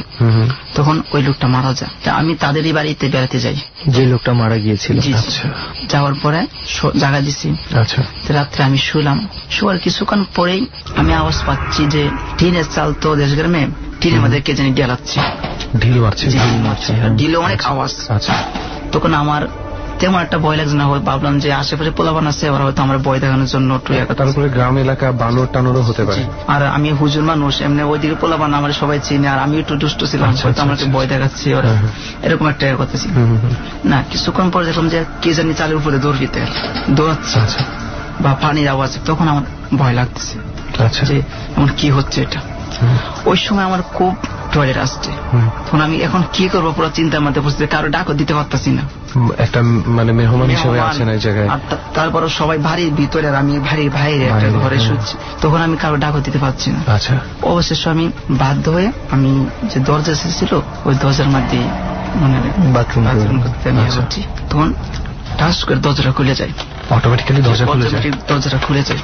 দরজা খুলে যাওয়ার পরে আমাকে আমি দেখছি 2জন লোক এসে আমাকে নিয়ে নিচ্ছে। আমি তাদের চেহারা দেখি না, আমার 2 ঘাড়ে ধরে 2জন আমাকে বের করে নিয়ে নিল। আপনি অনুভব করছেন কিন্তু দেখতে পাচ্ছেন না? আমি দেখতে পাচ্ছি না, 2জন আমাকে নিয়ে যাচ্ছে। আর এই সময় এমন একটা বাতাস আসছে যে আমি একদম অন্ধকারে হয়ে গেছি, কোনো কিছু বুঝতে পারছি না। যে আমাকে 2জন নিচে যায় এটা আমি অনুভব করলাম। তো এই বাতাসটা আওয়ার পর থেকে আমি কোনো কিছু দেখতে পারতেছি না। তখন ওই পুকুরটা, এটা আমার একজনে বলতেছে, আমি শুনতেছি যে তুই আমাদের সাথে চল, আমাদের পরিশ্রমে চল, তোরে কবিরাজি দিব, অনেক কিছু দিব, তোর যা লাগে তা দিব, টাকা দিব, অনেক কিছু দিব। আমি বলতেছি যে আমার কোনো কিছু লাগবে না, বিভিন্ন রকমের প্রলোভন দেওয়া হচ্ছে, অনেক কিছু দেওয়ার জন্য আমাকে ইয়ে করতেছে। অথচ আমি 2টা টাকার মোটকিও দেখছি নিজের চোখে। ওখানে আবার ফলস চিন নাকি জানি না, ডেফল, ওই ফল গাছে তুলে আমাকে নিয়ে নিছে রাত্রে। এই পুকুরটার খুনা অনেক কিছু দিয়ে যাচ্ছে আমাকে, আমি কোনো কিছু নিতে রাজি না। তখন আমাকে ওরা ওই পুরা পুকুরটা ঘোরাচ্ছে, ওই সারা রাত্র আমাকে ওরা ঘোরাচ্ছে আর কষ্ট দিচ্ছে, মানে পানির উপর দেয়া কাদা দেয়া ঘোরাচ্ছে আমাকে সারা রাত্র। যখন দেখলো যে আমাকে কোনো কিছু ওরা দিতে পারছে না, যখন ফজরে আজান পড়ে তখন একটা মসজিদের মিম করে আমাকে ফেলে দেন। তখন মসজিদ এসে আজান দিল, স্যার দেখে তো আমার পুরো শরীর কাদা, নষ্ট, জামা কাপড় একদম বিশ্রী হয়ে রয়েছে। কাদা মাখানো ছিল তখন? জি জি, কাদা মাখানো ছিল। ওকে, মুয়াজ্জিন এসে আপনাকে ওই অবস্থায় পায়? ওই অবস্থায় পায় ওখানে। তখন মুয়াজ্জিন আজান না দেয় আরো কয়েকজন ডাকে, সবাই আসে জিজ্ঞাসা করছে কি হয়েছে, যে আমি ওখানে বলি যে আমি কিছু জানি না। সবাইকে আমি কিভাবে এখানে এসেছেন আপনি বলতে পারছেন? আমি কিছু জানি, কিন্তু তারপর আমি না করতেছি। আর ওখান থেকে আমার কিছু সত্য দিচ্ছিল যে তোরা বলবে না, আর অনেক কাহিনী আছে আমি যেগুলো বলতে পারতেছি না, যে সত্য আছে যে তুই এসব বলবে না, বললে আমার ক্ষতি হবে। তখন আমি বলি নাই, না বলার পরে আমি আমার বাড়ি থেকে তারপরে দিন ওই বোনের বাড়ি থেকে চলে আসি। আপনি আর সেই রাতে আপনার বোনের বাড়িতে থাকেন? না, পরের দিন আমি বাড়িতে চলে আসি। এখন পর্যন্ত মাঝে মাঝে আমাকে ওই স্বপ্নগুলো দেখা, যে 2 টাকার মুটকি আসছে, যে আমার দেয়া যাইতেছে, তুই নিয়ে যা। তার মানে কোনো না কোনো ভাবে সেই ওই যে 4 বছর পরে যেটা ঘটেছিল, কি মনে হয়, আমি ওনাকে আগে জিজ্ঞেস করি, আপনার কি মনে হয় যে সেই যে জিনটা, যেটার ছায়া আপনি বাই চান্স কোনো একভাবে হার্ট করেছিলেন, আপনার কি মনে হয় সেই জিনটাই কোনো না কোনো ট্রিক্স এর থ্রুতে আপনাকে আয়ত্তে নিতে চাচ্ছে? ওটা ভাই আমি বলতে পারি না। আমার ছোটবেলার একটি কাহিনী আছে, যে আমি যখন জন্মগ্রহণ করি, আমি হওয়ার আমার একটা বড় ভাই ছিল, সে এইসবের জন্য মারা যায়, এই জিন ভূতের কারণে মারা যায়। আচ্ছা। তখন ও মারা যাওয়ার প্রায় 6 থেকে 7 বছর পরে, অনেক সাধনা পরে আমার আম্মু মাজারে মানত করার পরে আমি জন্মগ্রহণ করি। তখন ওই সময় নাকি আমার জন্মের 3 দিন পরে নাকি আমাকে পেতনিরা নিয়ে গেছিল, যে আমার নানির ভেতরে এক মহিলা আসছে, যেটা আমার আম্মুর থেকে শোনা। আমার আম্মু বললো যে মাছ নিয়ে আসছে, আমার আম্মুরে বলতেছে যে তুমি মাছটা কাটো আর বাবুকে আমার কাছে দাও। তখন নানির বেশ ধরে আসছে। তখন আমাকে নাকি ওরা নিয়ে যায় একটা তাল গাছের উপর তুলে। তখন অনেক আম্মু কান্নাকাটি করে, অনেক কিছু মানসিক করে, অনেক কিছু দিতেও নাকি হয়। তারপরে নাকি আমাকে রেখে যায়। তারপর থেকে নাকি প্রায় আমার 4-5 বছর বয়স হওয়া পর্যন্ত, যে রাত্রে যদি দেখা যাচ্ছে আব্বু 2 ঘন্টা ঘুমাচ্ছে, তা আম্মু 2 ঘন্টা সজাগ, আম্মু 2 ঘন্টা সজাগ, তাহলে আমার দাদি 2 ঘন্টা ঘুমাচ্ছে। এরকম ভাবে আমাকে 6 বছর রাখতে হচ্ছে, পাহারা দিয়ে রাখতে হচ্ছে। এখন আমি বুঝি না যে ওইটাই কি আমাকে দোষছে, না ওই জঙ্গলেরটাই দোষছে। এখনো মাঝে মাঝে আমাকে অনেক কিছু স্বপ্ন দেখা, যে অনেক কিছু দিচ্ছি বা অনেক কিছু তুই নে, কিন্তু আমি রাজি হই না। Somehow some unnatural things are really attached to this guy.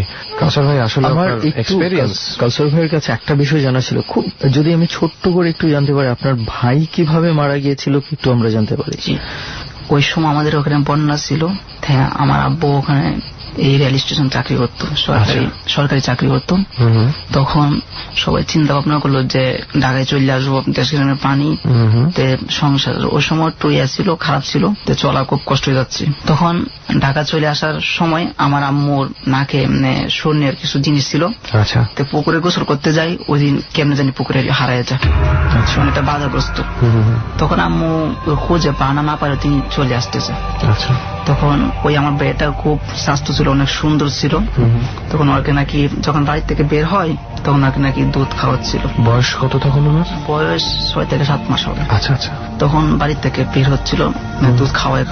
তখন গাড়িতে উঠে সে আর দুধ খানা ঢাকা আসছে। কমলাপুরে আসার পরে সরকারি যে কোয়ার্টারে আসছে, আশেপাশে সে আর কোনো কিছু খাচ্ছে না। অনেক কবিরাজের কাছে নিয়ে গেল। তখন কবিরাজে বললো যে, আমার আম্মা যেটা বললো যে তুই তো বাড়িতে বাধা খাইলে, যখন তোর কানের ফুল সোনার ফুলগুলো হারাই গেছে, তখন এটাই তোর বাধা দিচ্ছিল তুই যাতে ঢাকা না আসস, আর তুই যে দুধ খাওয়াচ্ছিলি ওইখানে তোর সন্তানরা নিয়ে নিছে। তখন থেকে ওই আর 2 দিনও বাঁচে না। তারপরের দিনে আমার ওই ভাইয়াটা মারা যায়, ঢাকায় মারা যায়। পরে ঢাকা নিজে মিরপুর একটা কবরস্থানে তাকে বিয়ে করে। আপনারা কোন রকম মানে সে কি মৃত্যুর আগে কোন রকম অসুস্থ হয়েছিল? জি না, অসুস্থ নেই, দুধ খাওয়ার পরে সে অসুস্থ হচ্ছিল। আচ্ছা, অসুস্থ অবস্থায় আপনারা ডাক্তারের কাছে যাননি? ডাক্তারের কাছে গেছি, ডাক্তার কোনো করতে পারে না। কবিরাজের কাছে গেছি, তখন কবিরাজ এই কথা বললো যে আমার কাছে আগে আনার আগে তো তোরা এটা মাইরে তো সেটা কাম হারা আর হইব না। মানে already that soul has been submitted, এই টাইপের একটা ব্যাপার আর কি।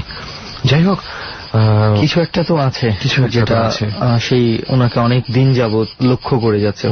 এখন তো মনে হচ্ছে দ্য ফ্যামিলি। একটা ঘটনা বলতে চাই। আরেকটা ঘটনা, আমার ফুফির বাড়িতে টাঙ্গাইল পড়ছে, যে ওটা ওনাদের যে বাড়ির ঘরের উপরে একটা গাছ আছে, গাছটার নাম আমি জানি না। গাছটা নাকি অনেক আগে থেকে অনেক ভয়াবহ, ওনারা ওটা থেকে অনেক কিছু দেখতে পায়। বাট আমি যারা দেখতে পাই, আমি ওনাদের বাড়িতে যাই, রাত্রেবেলা টেবিলে পড়তেছিলাম, হঠাৎ দেখি যে একটা শ্যামা আমার দিকে আসতেছে, ছায়া আসতেছে, আমার জড়িয়ে ধরে এরকম। আমি আমার পড়তো ভাই দুজনে বসেছিলাম, তখন আমি অনেক চিৎকার করি। তো ওই গাছটাতে বাড়িতে যারাই যা সবাই দেখতে পায়, রাত্রে আগুন বের হচ্ছে, হঠাৎ করে মিলে যাচ্ছে। এখন পর্যন্ত ওরা বলছে যে বাড়িটা ছাড়বে না যে পর্যন্ত 7 পুরুষ না মরবে। যেরকম যে আমার ফুফা সবচেয়ে বড় ছেলে, উনি মরবে, তারপরে ওনার বড় ছেলে মরবে, এরকম 7 পুরুষ যাওয়ার পরে বংশানুক্রমিক ভাবে ওরা 7 জন মেরবে। এরকম আমার ফুফার এক ভাই মেরে বলছে কিছুদিন আগে, এরকম মারবে। ঠিক আছে, তো কিছুদিন আগে তারা নতুন ঘর বানবে, যে আগের যে ঘরটা ছিল ওইটা পাল্টানোর জন্য। তো ঘর বানবে, ঘর ভাঙবে, তো ওখানে যে চাউল রাখার মটকি ছিল ওখানে যা কেঁদে প্রায় 10-12টা সাপের বাচ্চা এক্স্যাক্টলি এখনো সাপগুলো আছে। তো আমার ফুয়া কি করলো, ওখান থেকে সাপের বাচ্চা 2টা মেরে ফেললো। মেরে ফেলার পরে ওনার অসুস্থ, ওনাকে স্বপ্নে দেখে যে তোকে মেরে ফেলবো, তুই সাপগুলো মারলে তোকে মেরে ফেলবো। তখন আমার ফুফি ফুফা সবাই মিলে গিয়ে আবার ওনার কাছে ক্ষমা চাচ্ছে সাপগুলোর কাছে। তখন ওনারা কত ক্ষমা করে দিচ্ছে, এখন আর কোনো ক্ষতি হয় না। তো অনেক বড় বড় আপনার কবিরাজ সাপুরি যত কিছু নেওয়ার দরকার তারা নিয়েছে বাড়ির মধ্যে। তো সবাই বলে যে ওদেরকে বাড়ি থেকে সরানো সম্ভব না। আমি নিজস্ব কেউ সাপগুলো দেখে আসছি, এখনো প্রায় এখনো আছে, এখনো সাপগুলো ওই ঘরে আছে। তারা সারাদিন ঘর জুড়ে দৌড়বে, আপনি রাত্রে ঘুমাবেন আপনার খাতার উপর দিয়ে ওরা ঘোরাফেরা করবে, কিন্তু মানুষকে ক্ষতি করছে না, ক্ষতি করে না, তারা ক্ষতি করে না। ওইগুলো আমি শুনি যে ওই যে আমার পুফি আছে, ওনার যে শাশুড়ি আছে ওই নাকি ওইগুলো পালতে। কিছুদিন আগে উনি মারা গেছে, মারা যাওয়ার পরে এগুলো মানে সিট পাট হয়ে গেছে, যে উল্টা পাল্টা চলতেছে, ঘোরাফেরা করতেছে। পুরো বাড়িটা জুড়ে একজন মানুষ রাত্রে গিয়ে একটু সজাগ রইলো সে আওয়াজ দেখতে পাবে, বা চাল দিয়ে দৌড় ফিরতেছে, অনেক আওয়াজ করতেছে, সেগুলো দেখতে বা অনুভব করতে পারে, সবই পায় এখন পর্যন্ত। অদ্ভুত, মানে একমাত্র আমার মনে হয় পৃথিবীতে মানে সাপকে মানুষের কাছাকাছি থাকে এমন প্রাণীর মধ্যে সাপকে কখনো এখনো পর্যন্ত বশ মানানো সম্ভব হয়নি। রাইট। তো সেখানে মানে সাপ কিছু করছে না, একদম স্বাভাবিক ভাবে ইয়ে করছে। চাউলে যে বিশ্বাস করতে খুব ইয়ে হয়েছে, মোটকার মুখটা ধামটা খোলা যে চাল বের করতে হয় ওইটা আমাদের বসে থাকে। বাই প্রফেশন যারা সাপুরে তাদের ফ্যামিলিতে যদি এটা ঘটে থাকে ওকে, সেটা একটা ডিফারেন্ট কেস। বাট স্বাভাবিক মানুষের কাছে মানে সাপ মানেই আতঙ্ক। আসলে সত্যি কথা বলতে কি, তো সাপ সম্বন্ধে আমার কাছে এমন কিছু ইনফরমেশন আছে যেটা আমার পক্ষে দেওয়া সম্ভব না। অনেক বড় বড় বড় বড় বিতর্ক সৃষ্টি হয়ে যাবে। রাইট, আমরা বিতর্ক সৃষ্টি না করি। চল রেহান, এতক্ষণ তো এই শীতের মধ্যে আছি, মানে ইদানিং 2-1 দিন যাবত শীতটাও কিন্তু বেশ ভালো পড়ছে। অসাধারণ। আমার অবশ্য শীত খুব পছন্দ, কারণ আমি খুব ঘামে বেশি, ওই কারণে আমার ভালো লাগতেছে শীতটা। তারপরে বহু আগেই বলছিস, এখন অনেক রাত হয়ে গেছে, এই শয়তান পুকুরে শয়তানের দেখার পাওয়ার দরকার নাই, উঠি চল। শয়তানের দেখা কি আর যারা দেখতে চায় তারা পায়, যারা চায় না শয়তানের সাথে শয়তান দেখা করে না মনে হয়। আজকের মতো উঠি, সামনের বৃহস্পতিবারে আবারও কোনো একটা স্পট থেকে আবারও কথা বলা যাবে। চলেন ভাইজান, তাহলে উঠি আমরা সবাই। মানে ভয়।